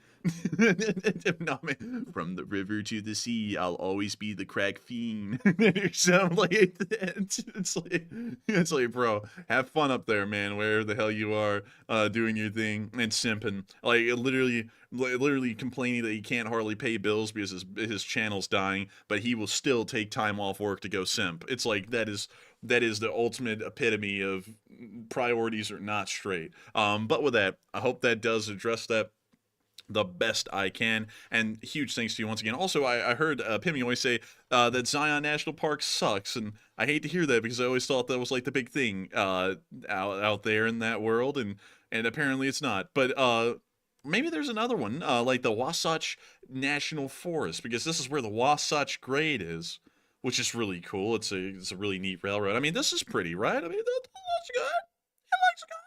And I think it's good. I mean, I think this looks cool. Maybe not to some, but we don't have scenery like this here in Alabama, like ever, like nowhere. Like the best we have is Mount Cheahaw, and that's really like a hill. I would show that to y'all, but I don't want to like eat up too much time. Yeah, you know what? We can show y'all that Mount Cheahaw right here. This is like the scene. Like if you're in Alabama, this is it. This is the best it gets. Is Mount Cheahaw. And they also have this guy out here shirtless. Once again, reminding everyone that wearing a shirt is for pansies when you're in the Talladega National Park. We also got Bald Rock. The rock is bald, like many rocks, so it's Bald Rock. We also have walkways. You can literally drive up to the top of this mountain. It's like 1,100 feet tall. It's not tall at all. There's like mountains nearby to us that are that tall. They also have car meets up there, and they have. Oh, that's pretty sick. I didn't know that. Oh, it's a Corvette meet. Ew. I'm just joking, by the way. Corvettes are cool. I was just following your lead, man. Like I rescind everything that I said, but it's all right. I mean, it's not like the best that you'll see. A lot of people say Alabama's beautiful though, so I guess we're really just biased because we've lived here our entire lives. But you know, it's all right. But this is the best we have in Alabama for scenery. And some people are like, "What about the Gulf Shore?" I mean, it's okay. I mean, like the whole beach on the Gulf Coast looks like the Gulf, the Gulf Shores area. Like I can show y'all that, just to give y'all an idea. Jeez, you don't even have like a. Yeah, so let's see. We'll just drop down. Oh my God, it did that thing. Can we drop down? Do y'all not have? Let me refresh this thing. Hang on, y'all. Hang on. We got this. We got this. We're fine. We're fine. We're golden. There we go. So now, little Street View man, do you want to cooperate? Okay, he wants to cooperate. Drop him down on the beach. So this is what Gulf Shores looks like. If y'all ever wondered. Honestly, it looks like any other beach. It looks like Panama City. It looks like 38. It looks like Destin. Looks like Pensacola. Like it looks literally like the whole Gulf Coast. It's not really anything special to me. Like, you know, it kind of is what it is. I will say though that California beaches were wildly cool. Like they had mountains that literally went all the way up to the beaches. We just don't have stuff like that here. But with that, I hope that does address that fairly well, at least with the whole natural scenery thing. But a huge thanks to you once again, Pimmy, for the support and helping this channel to keep on running, because it is folks like you who help to make this thing possible and help us to keep this thing running. And with that, we are on to the next one. Uh-oh. Uh-oh. And also, can you hear me, by the way? Oh, I can hear you now, man. Yeah. Hello? All right, so I'm lagging tremendously. So if you can hear me, I'm going to go ahead and read off the super chat. This one goes to JMP Traveler, who puts in a $20 donation. And thank you very much, JMP, for that support. And he said, I think the production quality would greatly improve with a live corgi cam. And I know they'd be sleeping, but well, we would love by us dog lovers who can't have dogs or pets for various reasons. Now, JP, I actually might be able to hook that up, actually, because the dogs are actually close to my desk now. And I could actually hook up a camera and show y'all the live corgi cam. That would actually be kind of neat. But thank you very much for the support. And Enforcer, what say you? And I would have to say a live corgi cam would be a cool idea. I like that. Me personally, I think that's pretty neat. But also, to share this with you really quickly, since you did want to bring up the wee baby corgi, and let me see if I can find y'all pictures of the wee baby corgi. And so let me get this one, and let me get this one, and what else do I have? And then I have this one, and oh, I have these. These are good ones. Yeah, and we'll just include these. So I'm uploading them all, Matthew. You should be able to see them here. But I'm going to show these to all of y'all out there in the world because I know y'all love the dogs, and we love the dogs too. So here are some pictures of some corgis. This is Monsu Owerg, one I was petting him recently. Mr. Korg, there he is. Misa Wargi, he big baby. He was looking at something. Something made a noise. And dang, Hawk, thank you for the support. Good Damn, Lord, Hawk's that going Hawk ham. is going crazy with the support. Jeez. Good Lord, and I gotta thank you for that. We'll get to that in a second, though. I know we will. So, but let me make sure to get through the corgi pictures really quickly. Mr. Corgi was being petted, and then he put his head on my leg. I was sitting crisscross applesauce on the floor, and my legs are pale. I know, and I don't get any sun because I work in a basement like 60 to 70 hours a week, so I'm pale. But my arms did get tan while I was out in California. But my legs, nah, they didn't. But then moving on from that. We have this picture of baby Sheba and Monsu will work. And little Sheba was looking so worried here because she was staying in a hotel. And this was like the first time that she had ever stayed in a hotel. And so she didn't know what was going on. And she was so worried. And she came out of the bathroom looking like everyone was going to die. And Mr. Corgi was just chilling. He was just being Mr. Worgy. It was the funniest picture ever. And then we have this one. This actually was Mr. Wergy when he had the cone on because Mr. Wergy had just been snipped, if you know what I mean. So he had to wear the cone, but he was still happy. But sometimes he would get absolutely like conked out by like the sedatives that we had to give him. So then he would just sleep behind my desk like that right there with the cone on, like the cone of shame, just looking so sad. But I love our dogs. They are the sweetest dogs ever. We absolutely adore them.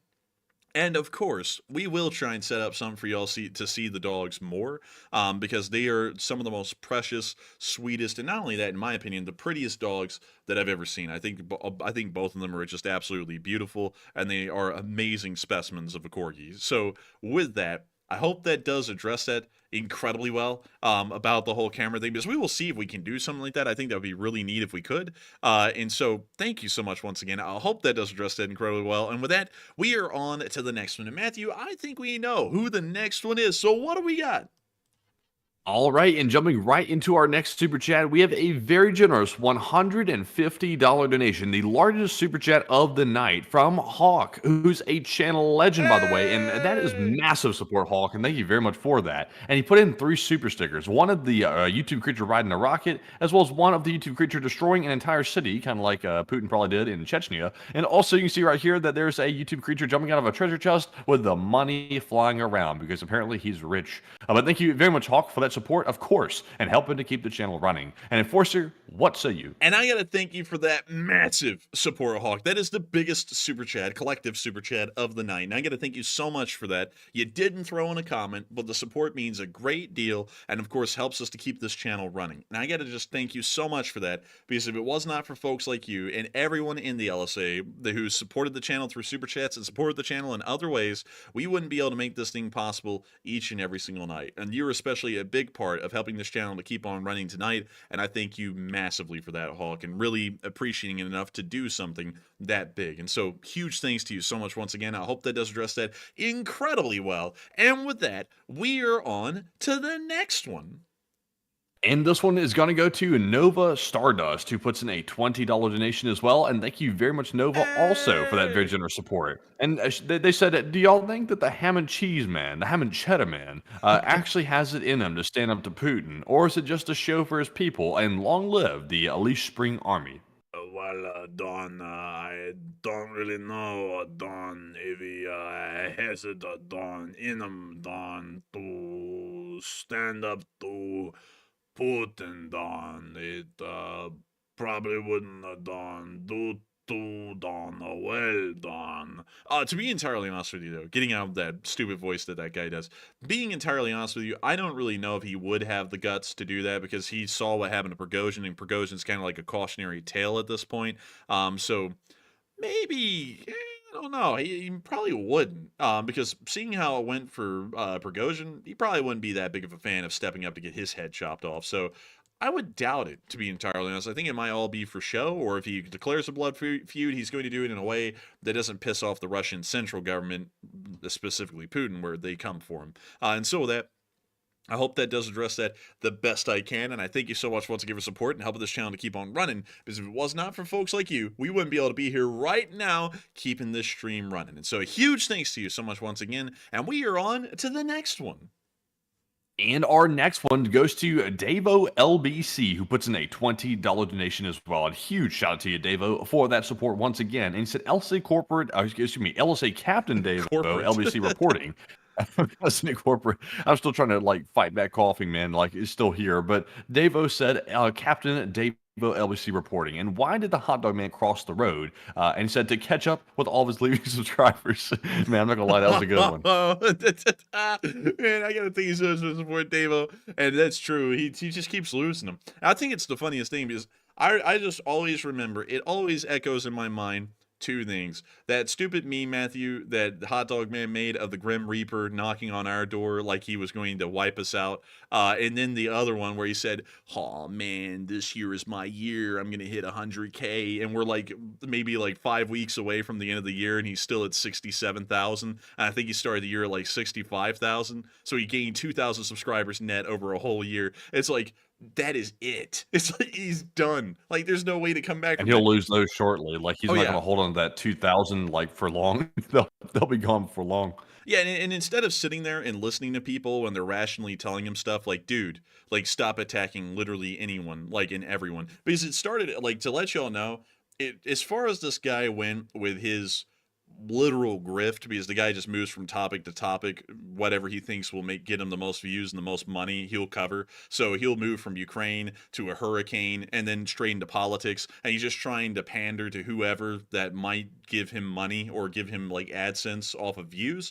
And so he sits there and he does this all year long. And people get tired of it, and then he goes after people, because when he entered the Ukraine sphere, we were target number one. We were the first target there was, and then he attacked like 5 other YouTubers since then, and he's attacked multiple other people that aren't even in the Ukraine sphere, and then he attacks organizations now. Like today, he went after some Georgian Legion in some video or whatever, and it's like, this guy just does not get it, and people are tired of hearing his stupid crap, because his whole thing is trying to bait people so that way he can get views and subs and money, and it's like, the guy just doesn't get that it's so see-through. People are sick of it and they're leaving, and then when they leave, the guy is so dumb. He'll sit there and go, oh man, I'm glad that they left, and in fact I think every single one of y'all should leave, to his people. It's like, these are your supporters. And then he'll just piss on all their heads whenever he feels like it, and then when they keep leaving, then he goes, oh, woe is me, I can't pay my bills. It's like,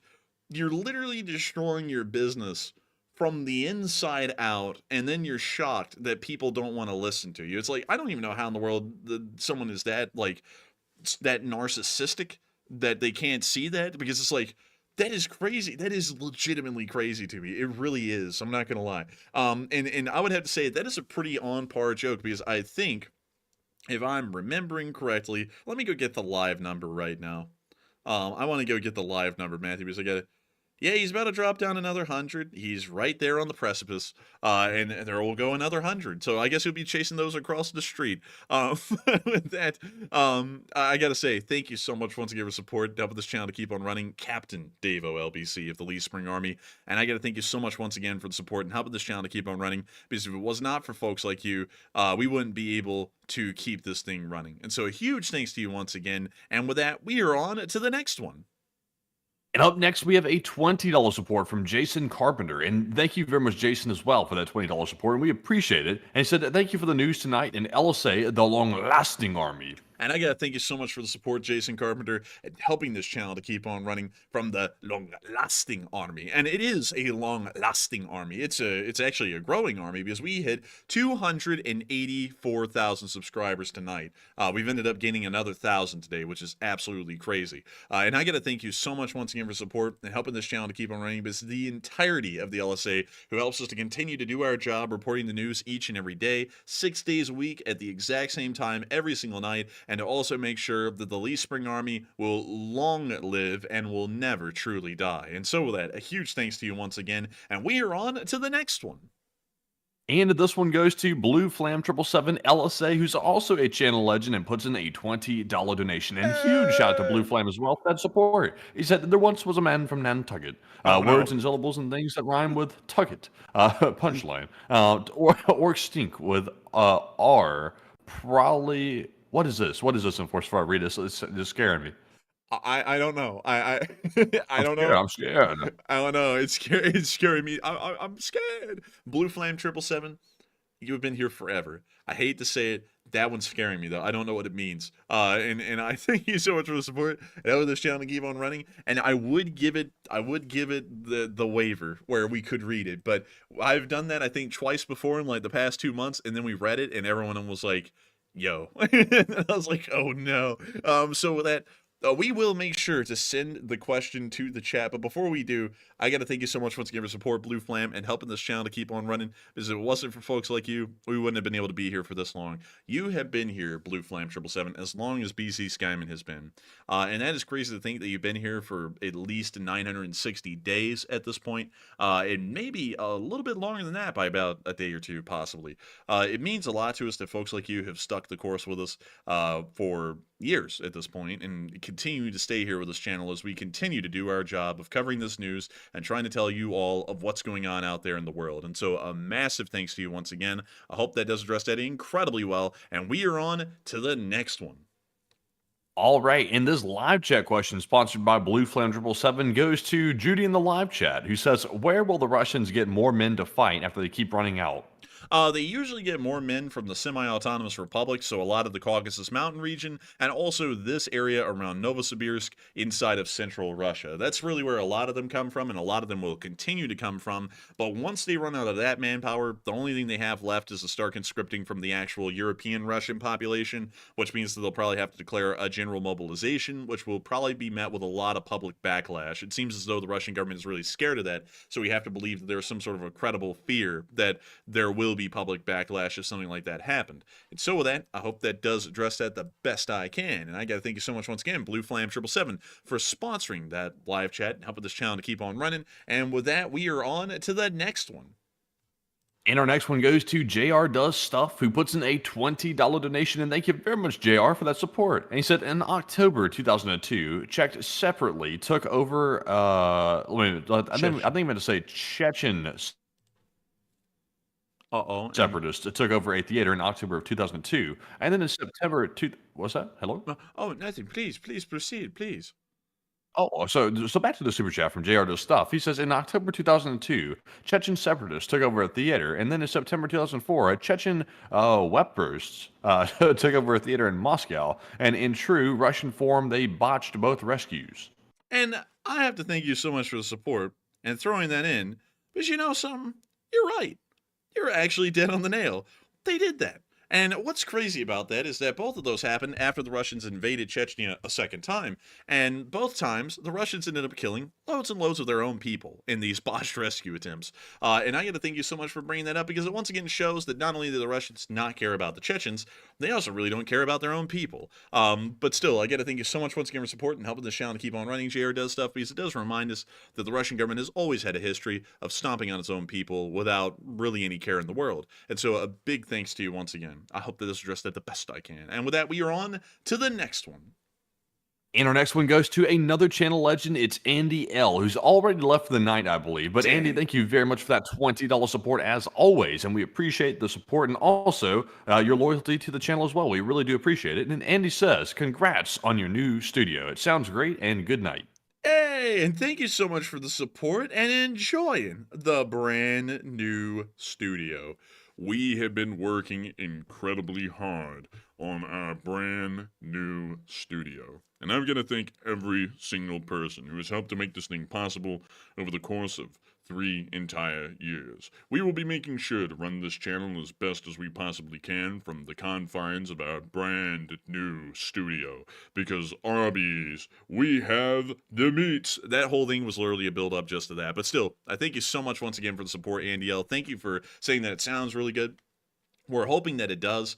To me, at least right now, sounds to me, I can't hear what's coming through on the mic, that I'm literally talking from like a radio station. It's really, really good. It's really, really sounds great to me. I mean, you know, I might be biased. Let's take a listen. We're hoping that it does. To me, at least right now, actually kind of does sound pretty good. I'm not gonna lie. It sounds pretty good, man. It sounds pretty juicy. Man, it sounds juicy. But still, I gotta thank you so much once again for support, Andy L. And also, I hope you're getting even closer to hitting that 1 mile shot. And so with that, good night to you, Andy L. Thank you so much once again for support. And we are on to the next one. And this one goes to the return of a channel legend, actually. It's Sully Canuck, who puts in a $20 donation. And it's good to see you once again, Sully. It's been a good minute. I'm glad to see you back. And he says, I'm glad you're back, and I'm glad I'm back. And LSA, baby, and you're London, Ontario Navy vet. Hey, and thank you so much for the support all the way from London, Ontario, from our LSA Canadian Navy veteran, which is incredibly cool. And I gotta say, it is wonderful to know that you're here. I gotta thank you so much once again for support. And being from London in Ontario, we actually know some people from Ontario, from Mississauga, actually. Are we fortunate to have known them?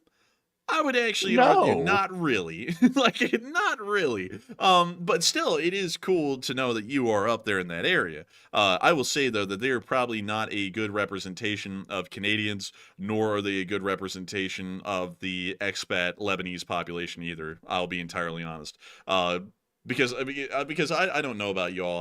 I kind of think this is absolutely crazy. Like, I'm just going to share this with y'all. I thought I would share something of my opinion. So, we knew these people from Canada. They moved from Canada down here, and they're actually, like, the reason why they were in Canada in the first place is because they are refugees from Lebanon. They're refugees because the Hezbollah, a group, and also the radical groups that sprung up around Hezbollah, were very similar to Hezbollah, actually ended up conducting kind of like an ethnic genocide against Lebanese Christians. And so a lot of them ended up becoming refugees and fleeing from Lebanon. And these were some of those people. And so they ended up fleeing to Germany originally, and then to Canada, and then they eventually ended up moving down here, where we ended up running into them. And what's interesting about that, okay, is that they are no longer living in their home country because of Hezbollah, really, for the most part, and also the other radical groups that are like them. And so when Israel started to conduct actions against Hezbollah recently, I saw that their entire, like, thing on their social media was that the Israelis were wrong and that Israel should stop bombing Lebanon because Israel is evil. And I was like, that is the dumbest take I've ever seen, because it's like, if I remember correctly, the Israelis are bombing the very people that pretty much force y'all to run from your home country. So how in the world are they the evil ones? Why wouldn't the people they're bombing be the evil ones and this be kind of justified, considering y'all aren't living there because of the other radical Lebanese people, not the Israelis? I was like, I don't really get that. And also, on top of that, that's not the reason why we are unfortunate to know them. We are unfortunate to know them because they were probably some of the most two-faced people we've ever ended up running into. Like, it was, like, crazy, like, to be entirely honest. And so, yeah, that was our experience with him. I was like, will that happen again?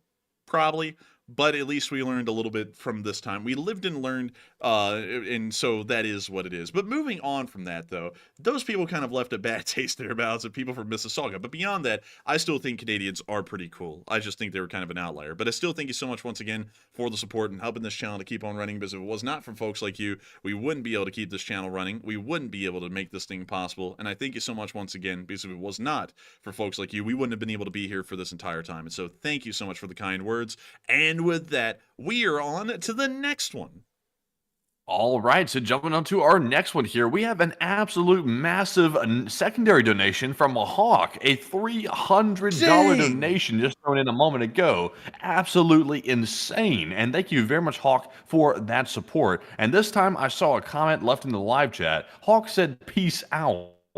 And that was very mysterious for such a massive donation. Huge thanks to you, Hawk, seriously, for that support. It does mean a lot to us. And also, peace out. And Enforcer, what say you? And peace out to you, Hawk. And I got to thank you so much for that wild support. That is huge right there. I think along with that one and the last one, I think you hit the cap for the day. YouTube will not allow you to throw in anything else. But I got to thank you so much for that wildly massive support, because if it was not for folks like you, we wouldn't be able to make this thing possible. That is absolutely insane. And I hate to say this, Hawk, I was actually on another tab when that came in, and when I clicked back, I didn't even see it up there at the top tab to go, oh my God, when it came in. So, oh my God, and thank you so much for the support, because that is massively helping us to keep the lights on and keep everything running behind the scenes. And so a huge thanks to you so much once again, and peace out to you, Hawk. I hope you enjoyed this channel incredibly well, and thank you once again for helping us to keep this thing rolling, because if it was not for folks like you, we wouldn't be able to make this thing possible. And so with that, we are on to the next one. And this one's going to go to Avari Mendubratis yet again, who puts in a second one and puts in a 20 this time. And huge shout out to Avari once more for that support. And he says, check out the Lone Star Flight Museum near Ellington Field in Texas, and also look at candlelight concerts there. And let's see, where was that in Texas? That was Ellington Field. Ellington Field. Ellington Field. Ellington Field. Wellington. Oh my. And so let's see, Joint Reserve Base Ellington. Joint Reserve Base Ellington. Wow, this thing has an archaic runway design. Look at those taxiways. Those are old runways, actually. But let's see here. Where in the world would that be? Must be here. The Lone Star Flight Museum. And the Zero G Weightless Trainer. They just have it sitting out there. Pretty cool. But let's take a look at the That's museum. pretty cool. That is pretty cool. But let's take a look. Oh, that's cool. I love B-17s. I love the ones that fly. Wait a minute. Wasn't that the one? Hold up, y'all. I think that was the one that actually ended up getting obliterated in that crash a while ago, and everyone ended up dying on it. I think that's actually the one. Let me go see. B-17 crash. Let's see. Incident involving B-17. Flying Fortress. Let's see here. Hang on. I'm sure there's one here recently. Let's see. Named Texas Raiders. Isn't this Texas Raiders right here? Hold on, I'm gonna have to... Texas Raiders. It could be the Raiders. Could be. That looks a lot like it. Well, actually not. It's close, but no cigar. So this isn't the one. Because this is the one that ended up in the crash, because a P-63 actually slammed right into the tail section, cut the tail section off. It was horrific, and there was a whole load of people who had paid to be on that flight that ended up getting killed. It was a tragedy, really. It was a very unfortunate thing. It happened in Dallas, actually, but still, that is not the one, so very lucky that that isn't. But, man, look at... Dude, this museum is clean. Like, really clean. It really is. Like, it's a lot cleaner than our museum.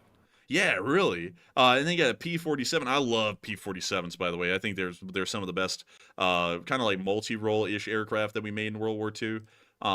They got a B-25 Mitchell and a TBF Avenger. Hell, they even got a MiG. Is that a MiG-15 or a 17? I can't tell. I'm going to say it's a MiG-15, just because I could be wrong, though. But that is pretty cool. They got this plane wrapped in the Texas flag, man. That is Texan of them, very, very much so right there. We also have aerobatic planes. I mean, this is oh, they have a predator up there. Hey, look, it's Diddy. They got him hung up from the ceiling. Oh, What shit, you know? man, what's he doing up there? What's he doing up there? That silly goose. But let's see here. And then they got one of those little NASA exploratory things. I don't know what they're called. And then they got a Mandalorian helmet on it. Right, that's weird. Anyways, we got a Texan, like an actual aircraft named a Texan. They got one of those goofy staff car things. I forgot what these things were called, like it was a GCKW or something like that. But it was kind of like their version, their alternative to the Jeep. I think these things were like the ugliest things ever. Like, I just think they're goofy looking. But let's see here.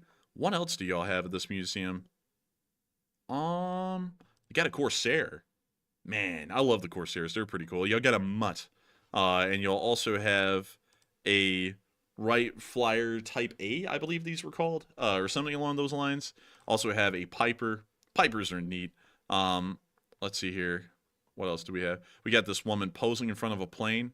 Okay, that's an interesting place, but all right. But let's see here. Oh, a Harley Davidson WLA. Dude, these are so cool, man. I love these things. I just think they're neat. That looks pretty cool, man. If you straight pipe it, I'm sure it'd sound great. Man, I think this thing legitimately already is straight pipe, man. I don't think they really had like a muffler back in the day, like a really good working one. Avari said, look for the pics from the candlelight concert in the hangars with the blue lights and the orange candles. Well, let me see if I can find that really quickly. Candlelight. And also, David said, you guys own a museum? No, we don't own the museum, but Birmingham has a museum of flight, like a sort of a rinky-dink one a little bit, and it's down there near the airport, so no. So this is in Houston. So let me see if I can find this correctly. Look at the candlelight concerts there. Actually, it's back where that was at Ellington Field. So let me see here. The candlelight concerts at Ellington Field. Candlelight concert at Ellington Field. Oh, dang. Wow, that is pretty cool. So I think this is one of the pictures of it right here. But it's a candlelight concert, so they have loads of candles, and they have a concert in here. That is pretty cool, actually. I guess this is what it looks like. I'm not gonna lie, this looks like some kind of like cult worship or something like that, like they're worshiping the plane or something like that when they took the picture of the plane in the background behind the candles. Dude, it's like Warhammer 40k, man. You're gonna have the damn Adeptus Mechanicus in here going, praise be to the Omnissiah. We pray that this plane flies, or something like that. It's like what the hell? It is weird looking, I'll admit, but honestly kind of cool looking though. It's kind of like that picture of the Shinto priest like blessing an F-35. Have you ever seen that picture, Matthew? I have not. Shinto priest, F-35. Let me go find this, man. You'll find this to be really, really Japanese. Like, I mean, like, it is the most Japanese thing you could ever imagine. They blessed an F-35. Oh, that's interesting. They literally did that. That's weird. Yeah, they literally blessed the first F-35 in Japanese service, which is really weird, but also it honestly looked kind of cool. I'm not gonna lie, like the pictures that came out of it were pretty neat. I was like, oh, that's pretty cool. Seems very Japanese. Just hopefully they don't like fly this thing into the nearest enemy vessel, you know, because it's kind of bringing back that kind of imperial vibe. You know what I mean? Like that kind of, you know, the Batatai March kind of a thing. But still, it was cool. You know, I will say that. But you can also see them doing that back in the day. You know, back when Japan was doing things that weren't necessarily the best, but you know, it is what it is. I guess old habits die hard. But anyways, with that, I hope that does address that well. Thank you so much once again for support of our man Bradas and helping this channel to keep on running, also bringing up some really cool stuff. And with that, we are on to the next one. All right, and up next, we have a $16 donation from Duncan VR, the channel legend, and he felt inspired once again by the words of Super Action General and figured he was going to come in with his animal noises in full blast. And thank you very much, Duncan, of course, for the support. And he said, Bamuba, Baba, meow, quack. Watch out for Baba animal noises. Copycat. Super chats. Oh, he's calling him out. Meow, meow. Oh, ba, oh, man. Enforcer starting on the oh, man. Hot dogs. Oh, around the Baba moo. Bring out the marmot. Oh. Oh, man, I'm telling you. Oh, man, I get no respect around here. First, we got one person calling for animal noises. Now we got two. Oh, man, I'm telling you. But we can get the marmot. We can finally get man. the... Oh. Huh? What? No, go ahead, Matty. Please, go ahead. Please, by all means, please. All my everything on my screen is locked up. Oh my God, what just happened? Romania. Oh, can you hear me? Aw, man, I can hear you. Can you hear me? Yes, yes. I just saw everything on my screen. It went, oh snap, and I said, oh, this is snapping. Oh man, but it came back quick. Unlike Hot Dog Man's viewers. Oh, man, that really hurt. Like, oh my God. Anyways, moving on from that.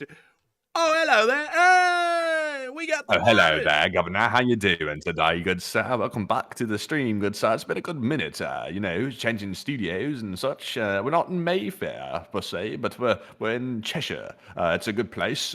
It's a wonderful place. It's not Snowdonia, but it'll do. Would you like a tea? Would you like a crumpet? Would you like a little controversy? But anyways, 3 plums on the ground. 3 plums, mischievously placed here on the ground next to this bastard fly down here. They're just, oh man, can't pull himself together. Oh man. Aw, man, I'm going to make another hit piece, but this time I'm going to make it against Zelensky to really try and get some traction. Aw, man. Before long, I'll turn on all of Ukraine just for an extra $1. Aw, man. That's where Man, it's when they put on going. those Klondike bar commercials for Hot Dog Man, they said, "What would you do for a Klondike bar?" He said, "I'll literally do anything." Dude, Hot Dog Man's the kind of guy to go to Diddy's mansion and he doesn't even try it and say, no, I wouldn't do that. He'd go, yes, sir, if that gets me an extra $1 and 1 sub, I will do it. It's something like that. He said that he was handed the baby oil and said, "Say no more." Dude, he got handed the baby oil and he went, yes, my liege, or something like that. He immediately folded. Oh man. Dude, man, Hot Dog Man is the kind of fella to sit there, and when you sit there and say, dude, that is so wrong, he says, doing it for the vine or some crap like that. It's just something stupid. Oh man. Oh goodness, man. I'll tell you what, but I love to see the Marmot, and we love to have Alan the Marmot on air, and I gotta thank y'all all so much once again for enjoying Alan the Marmot. We haven't actually had Alan the Marmot out for a minute, and I'm glad that y'all have been able to see Alan the Marmot and witness Alan the Marmot. It's a wonderful Marmot, and so with that, thank you so much once again for support. I hope that does address it incredibly well. And with that, we are on to the next one.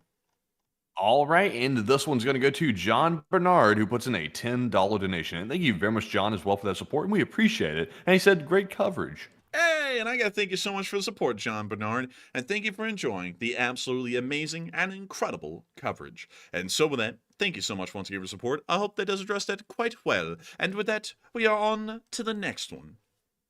And our next one here goes to Doug Halstead, who puts in a 10 and says, I was sharing that I'm going to be a dad, and the newest LSA member will be watching in the spring. And also, by the way, huge shout out to you, Doug. And also, sorry for missing your super chat last night. Somehow I did not see it, so we are calling it off tonight. And thank you very much for your patience with that, because we are, of course, in a bit of a temporary studio situation, or at least I am, where everything's not totally right. But thank you very much for the support as well. And also, congratulations on becoming a dad, by the way. And Enforcer, what say you? And I'm sorry that we missed that, Doug Halstead. Usually we never miss a super chat, or it's very rare that we do. And I'm so sorry to hear that we happened to accidentally miss a super chat. And I got to thank you so much for the support, Doug. And also congratulations on becoming a father. It is a very big step in many people's lives. It's got a great deal of responsibility with it, but it also has a great deal of perks as well. You get to have your own child, you get to raise them, and hopefully you get to see him do a lot of incredible things and help them out along the way. It's something that a lot of people may or may not appreciate, depending on what kind of position they are in life. And some people have it and they don't appreciate it. But I'll tell you one thing. You should always make sure to appreciate the family that you have and actually treat them with respect and love. Never take anyone's existence for granted and treat them like that. It's a very unfortunate thing to do, and it leads to problems in the future. Always make sure that you treat your children incredibly well and let them know that you love them to pieces and you would do absolutely anything for them without a doubt. And so with that, I got to thank you so much once again for support and helping this channel to keep on running, because it is folks like you who helped to make this thing possible. A big congratulations to you, by the way, because that has got to be absolutely incredible. You got to be on cloud 9 right now knowing that. And I hope that It is. I hope that things turn out incredibly well, and that whatever the baby may be, whether it be a boy or a girl, it grows up to be an absolutely upstanding citizen of this amazing republic of ours. And so, with that, huge thanks to you once again. And with that, we are on to the next one. And this one goes to Davo LBC once again, who puts in a 10 this time, and huge shout to Davo once more. He says, LSA Captain Davo LBC reporting, and when I was a kid, my friends always said I had a Russian accent, and my mom and my dad are not Russian, but the mailman is. Wait. Mom. Oh, Oh, no. dear. Oh no, the milkman striked again, and he was delivering milk, but not of the dairy kind. But that I gotta say, The mailman was delivering packages that day.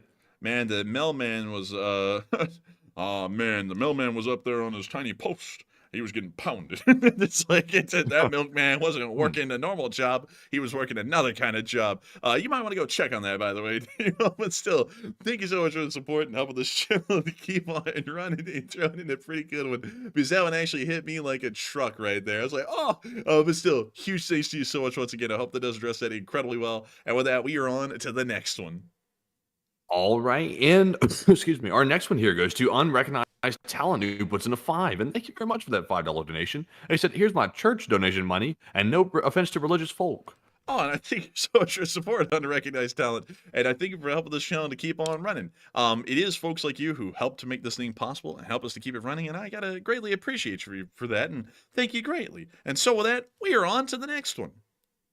And up next, big shout out to Art Monicon, who put in a $5 donation. I did not see a comment attached to it, but thank you very much, Art, for that support, of course, and we appreciate it very much. And we also have a 5 from CK Bold, who said, take a live chat question, and we shall, CK, and thank you very much for the usual, the regular, the number 5. And the live chat question goes to Sarah A., who says, did you say yesterday that there is Chechen soldiers on the Russian front line?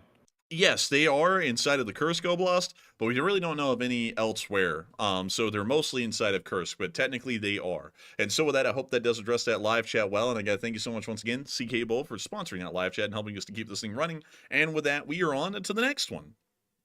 And this one goes to Jason Carpenter, who also puts in a 5 and says, Enforcer HQ in the next phase of evolution. Very cool, guys. And question from the chat, please. Hey, and it is pretty cool. You know, it's got a like some teething phase to it to a sort, but it is pretty cool because there's been a lot of like great perks, some disadvantages, but really a lot of great perks that have come with it. And I gotta say, it's wonderful. It's great. I'm quite enjoying this whole thing.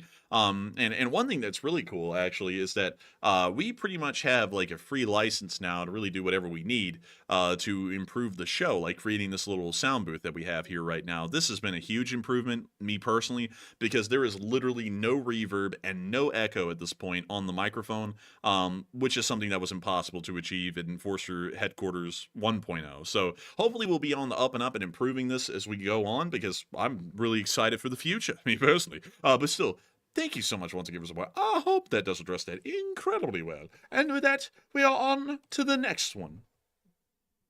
All right, and also for the live chat question that Jason Carpenter requested, this one's going to go to Zakad Slonka, who says, I just got in, and have you guys covered the IDF attacking UN peacekeepers so I can rewind, or will that be later? Also, Zakad, I did hear about that, by the way. Just to make this clear, though, they did not intentionally attack UN peacekeepers. That is total bogus with the people trying to propagate that story. Israel did not go out looking to kill UN peacekeepers. That is silly that people were trying to propagate that, and it was an accidental thing. Of course, it is terrible that happened, but unfortunately, there are things that do happen like that in war. It does get nasty, and also the UN peacekeepers are in a very dangerous spot. So, you know, they might end up getting hit if you're standing in the middle of a war zone. So it is unfortunate, but it was not intentional by any means. I can just tell you that for a fact. But Enforcer, what say you? It sounds like Matthew knows more about that story than me, because I did not hear that one today, actually. And so thank you for the support. I hope that does address that well, and we are on to the next one. And this one goes to Chris Sheridan, who puts in a $5 donation. And thank you very much, Chris, for that support. He said, hi, Mum. And what would a marmot driving a train look like? And the LSA will remember, long live the LSA. A marmot driving a train. I don't know if you'd even be able to see it. I think it would just kind of be so low in the cab, you just never would see the marmot. So maybe it would look like nothing, maybe, or something. Who knows? But I still thank you so much for the support and helping this channel to keep on running. And of course, long live the LSA. And thank you, Chris Sheridan, for being here with us again tonight. And so with that, we are on to the next one.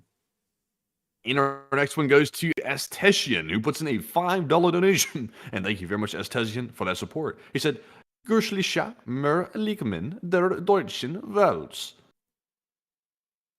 Geschlägt like man in the Deutschen Volk. I think that's what it's Do you supposed know to what be. he said in for? So do you know what he actually said in that? Like if you just had to guess off the top of your head. No. Do you want me to tell you? Yeah. Yeah? Yeah? What you mean, yeah? Yes. Tell me what it means, man.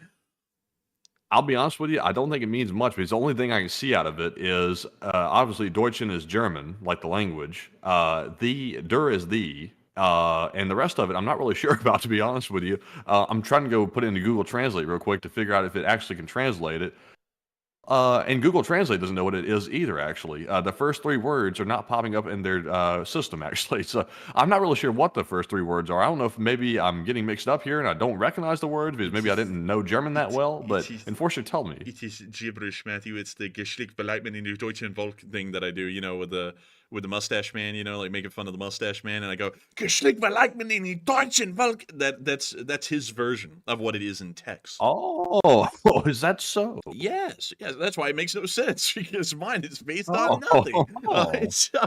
Man, you were like, do you know what that means? And I was like, no. I was like, it's based on what I do, which means nothing. I was like, what do you mean, man? I was like, does it mean something now? I was like, I'm kind of scared. But still, I thank you so much once again for the support and helping this channel to keep on running. And I gotta say, that was a pretty good one. And so with that, we're on to the next one. All right, so our next one here goes to M. Martin, who at 261, he puts in a 5 and says, have you seen any Ukrainian rocket boxes and javelin boxes on the surplus markets? I'd like to get some for tools and stuff on the Truck Good Show. You know, that's a good question. I don't know. Me personally, I have seen a lot of cases out there for sale for like laws and AT4s, stuff like that. I haven't seen a lot for like javelins in particular, so I don't really know about those yet. But if I do see them, you will be the first to know. I promise you that. Like, if I find them, I'm going to be letting everyone know. I'm going to be like, hey, guys, they're for sale. And you know, of course, by the way, I just got to put this out there. I'm not saying that javelins are for sale. I'm saying that the cases that hold them are for sale, and there's nothing wrong with buying a case. Like, it's just literally a case that you put stuff in. You can buy those literally anywhere. And so with that, I hope that does address that fairly well. And I thank you so much for your support and helping this channel to keep on running. And with that, we are on to the next one. All right, so moving on from that tremendous lag right there, we're moving into our next super chat, which goes to Martin 261 once again, who puts in a $5 donation and says, can we get a code word to cover the banter and greetings that take up valuable time and data and reduce the show by just saying dittos or choo-choo? That would be nice if we could, but I feel like the show would lose a lot of its essence if we did that. But I still thank you so much for your support and helping the channel to keep on running, because it is folks like you who helped to make this thing possible in the first place. And so with that, thank you so much once again. I hope that addressed that well. And with that, we are on to the next one. And this one goes to Warren Zasquatch, who puts in a 5 and says, thanks, guys. And my question is, any news on the Russian Legion? And it seems they're on the down low.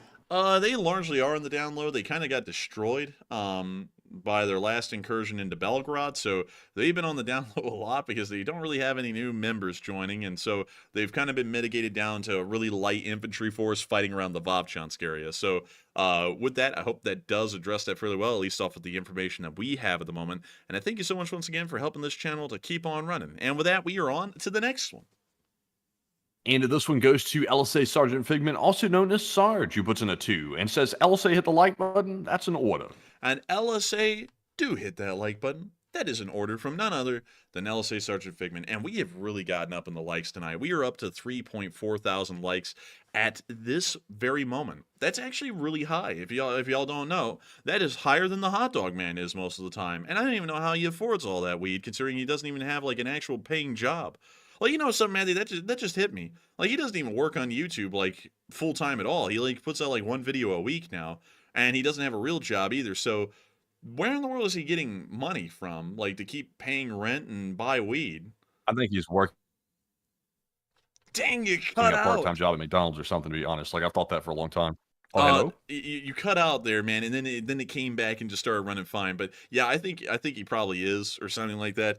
So eventually, Matthew, we'll have to find out if that's true, and if so, we will have to take a trip up there so that way we can ask him to get us a extra large Coke with fries or something like like we Although he's eventually. probably not working at McDonald's though, is he couldn't handle the hot dog stand at the fair, which, honestly, the hot dog stand at the fair, I don't think you get much easier than that. That's literally putting mustard and ketchup on a dog. But he said that was too much work. So, I mean, I don't know How if the his work hell? ethic's good enough to go anywhere. How the hell can you work a seasonal short time, like 1 week long job, man? Like, it's not like the carnival's there all year. It's literally like there for like a week. How the hell is that too much to work 1 week out of the whole year? Like, that is such a stupid thing to hear, man, because it's like, I think this guy is allergic to work, and I am 100%, y'all. I am behind the conviction that this guy, when he was in the army, was the biggest shammer that has ever been seen. He was shamming everything, and probably was one of the lousiest people there. Like, I believe that with every fiber of my being. Like, if there was a worst soldier in the army award, it was probably him. Like, I would bet money on that,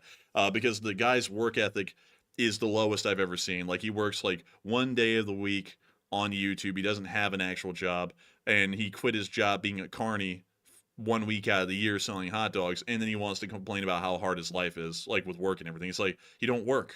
Like, how in the world are you complaining, man? Like, I don't get it. Like, I don't get it at all. But one day we will find out. We will discover. And so with that, I hope that does address that fairly well. And please, everyone, do hit that like button, because it would mean a lot. And huge thanks to LSA Sergeant Figment once again. And with that, we are on to the next one.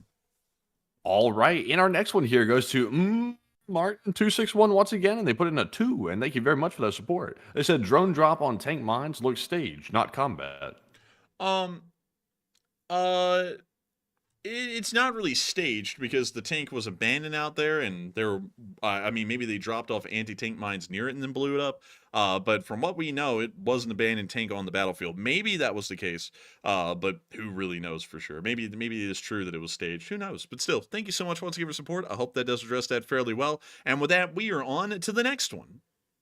And our next one here is a $20 super chat from Lord Lathos LSA, and thank you very much, Lord Lathos, for that support as well. We appreciate it. And they said, my wife and I truly appreciate you two, Cult of Matt and Empire of Android. Hey, I like that. I'm glad that both of you appreciate it. We appreciate y'all as well, and thank you all for watching for such a long time, as y'all are channel legends, by the way. And thank you very much for that. And Enforcer, what say you? And I gotta thank the both of y'all as well, Lord Lathos LSA, because we appreciate the both of y'all watching.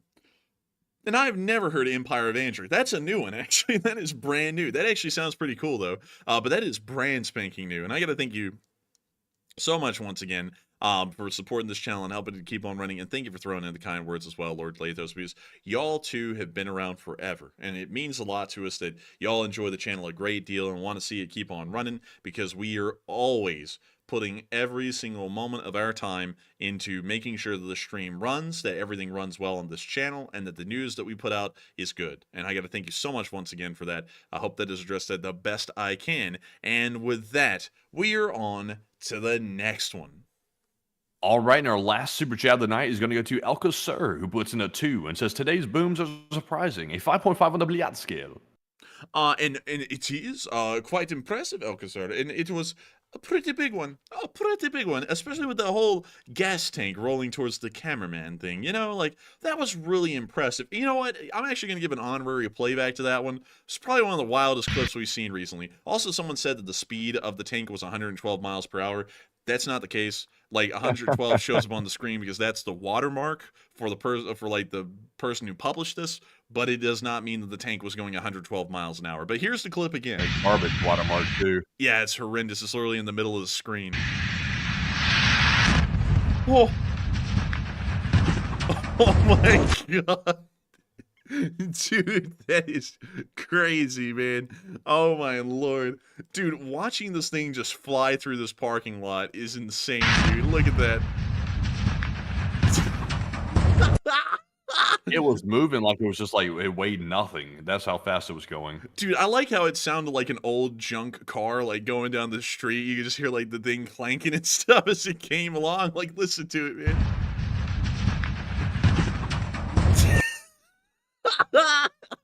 The camera guy, got to give it to him. He just stood there the whole time while that thing was coming at him, kind of like a southerner when a tornado's coming up. They don't go to the basement; they run out toward the tornado. Yeah, or kind of like a Midwesterner when they see like a Cat 5 tornado, they just stand right in front of it and go, "Wow, look at that," and then get sucked up in it or something. Look at that. Honestly, he was fine though. I mean, he was well out of the way of it. So I mean, he could have just kept filming. That thing But can be flinging shrapnel though. Like it can be flinging stuff off of that. maybe. I want to see. Dude, I don't even know where the tank came from, man, because I'm watching the clip here. Where the hell was the tank? Like, do you see it out there? Because I don't. Like, it literally looks like it vaporized everything in front of it before it went flying. Maybe I didn't really see it to begin with either. Because look, man, it's not here. It explodes. There it is. It just comes out of nowhere. It, like, literally materialized out of the gas station. It spawned in. It was a cheat. Bro, it was like Gary's Mod, man. They put spawn one fuel tank, and then it just went flying after it spawned in.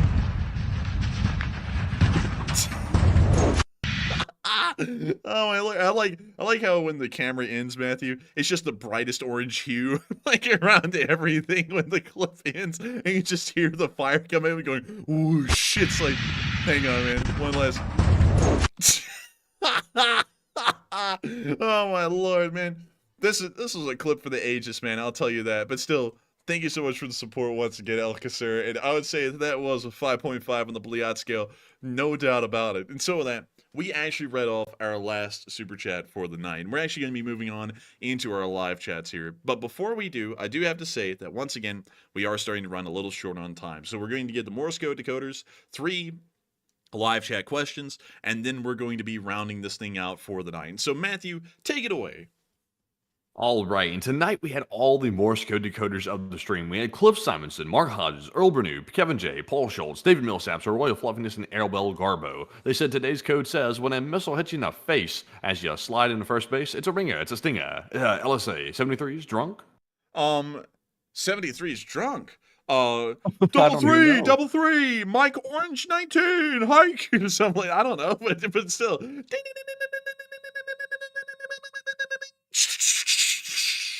That's the sound of money, and y'all got that down on the nail. That was the Morse code message of the night. I gotta congratulate y'all for getting that right. And that was supposed to rhyme with that when you're sliding into into base and you feel something it's a diarrhea or something like that. It was supposed to rhyme with that. So y'all got that down on the nail, and I gotta congratulate y'all on that one because y'all once again got it correct, and we're still counting down the last days to day 1000 of the war. And so with that, I hope that does address that incredibly well. We are on to the third to last question of the night.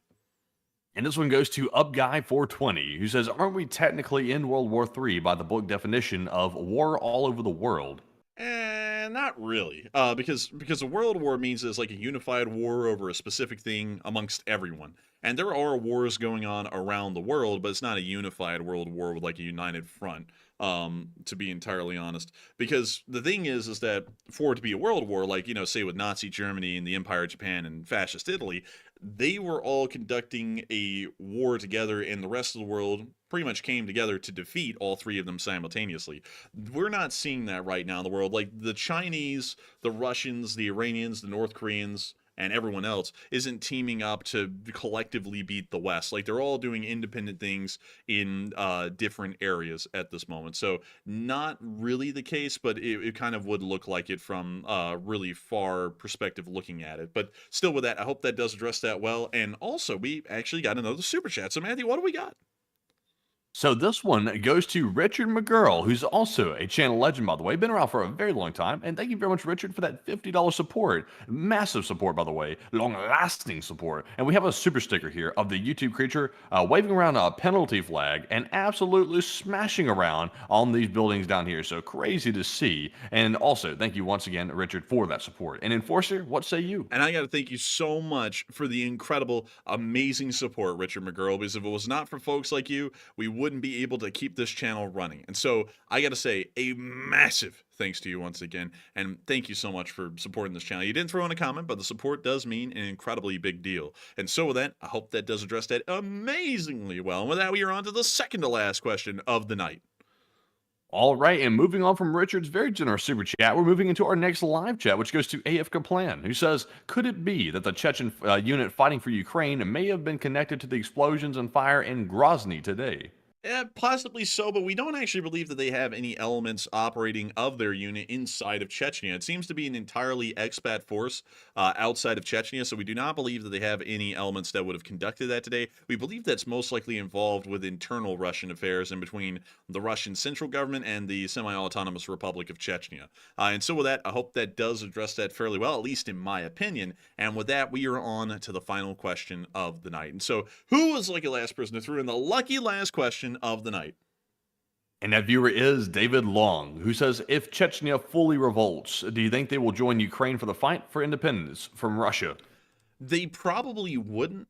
They'll probably try and remain a little bit separated, but quietly in the background receive Western and Ukrainian support in their opposition to Russia. But I don't think they would openly say we're revolting against the Russians and we're joining Ukraine, because they still don't really like Ukraine that much, so they would rather stand on their own, and they probably would do fine even standing on their own, to be entirely honest, because if the past two Chechen wars show anything, it's either that Chechnya could win, or it would take an incredibly long time to defeat Chechnya in a very long, protracted, asymmetrical war that could span over the course of almost an entire decade.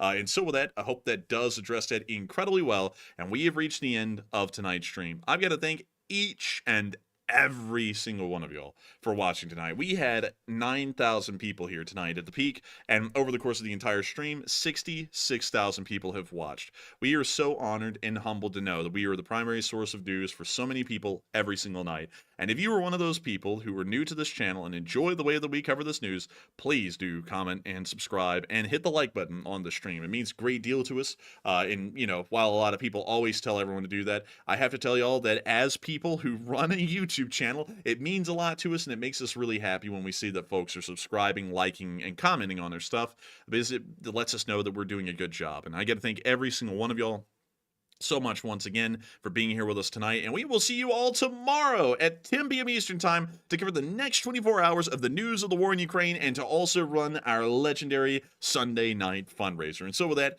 good night, good luck, take care, stay safe, Slava Ukraini, and long live the Lee Spring Army. The Lee Spring Army will never die. And with that, folks, the LSA shall never die. And also, once again, huge shout out for another excellent stream tonight. And be sure to join us tomorrow night, because it's Sunday night. It is the fundraiser night tomorrow, of course, and that is the most legendary night of the week. And tomorrow we'll be fundraising once again for a fantastic Ukrainian fundraiser. So we always hit the goal every single Sunday, and I'm sure tomorrow will be no exception to the rule there. But with that, we'll see you all tomorrow on our Short War Summary. Tomorrow is the Enforcer's Day, so you'll be seeing him on that one, and also tomorrow, like I said, on the Short War stream, or not the Short War stream, the Long War stream, whatever you want to call it. It's the nightly stream, not the Short War one. But anyways, Slava Ukraine, Herom Slava. We'll see you all tomorrow, and get some rest, and good night.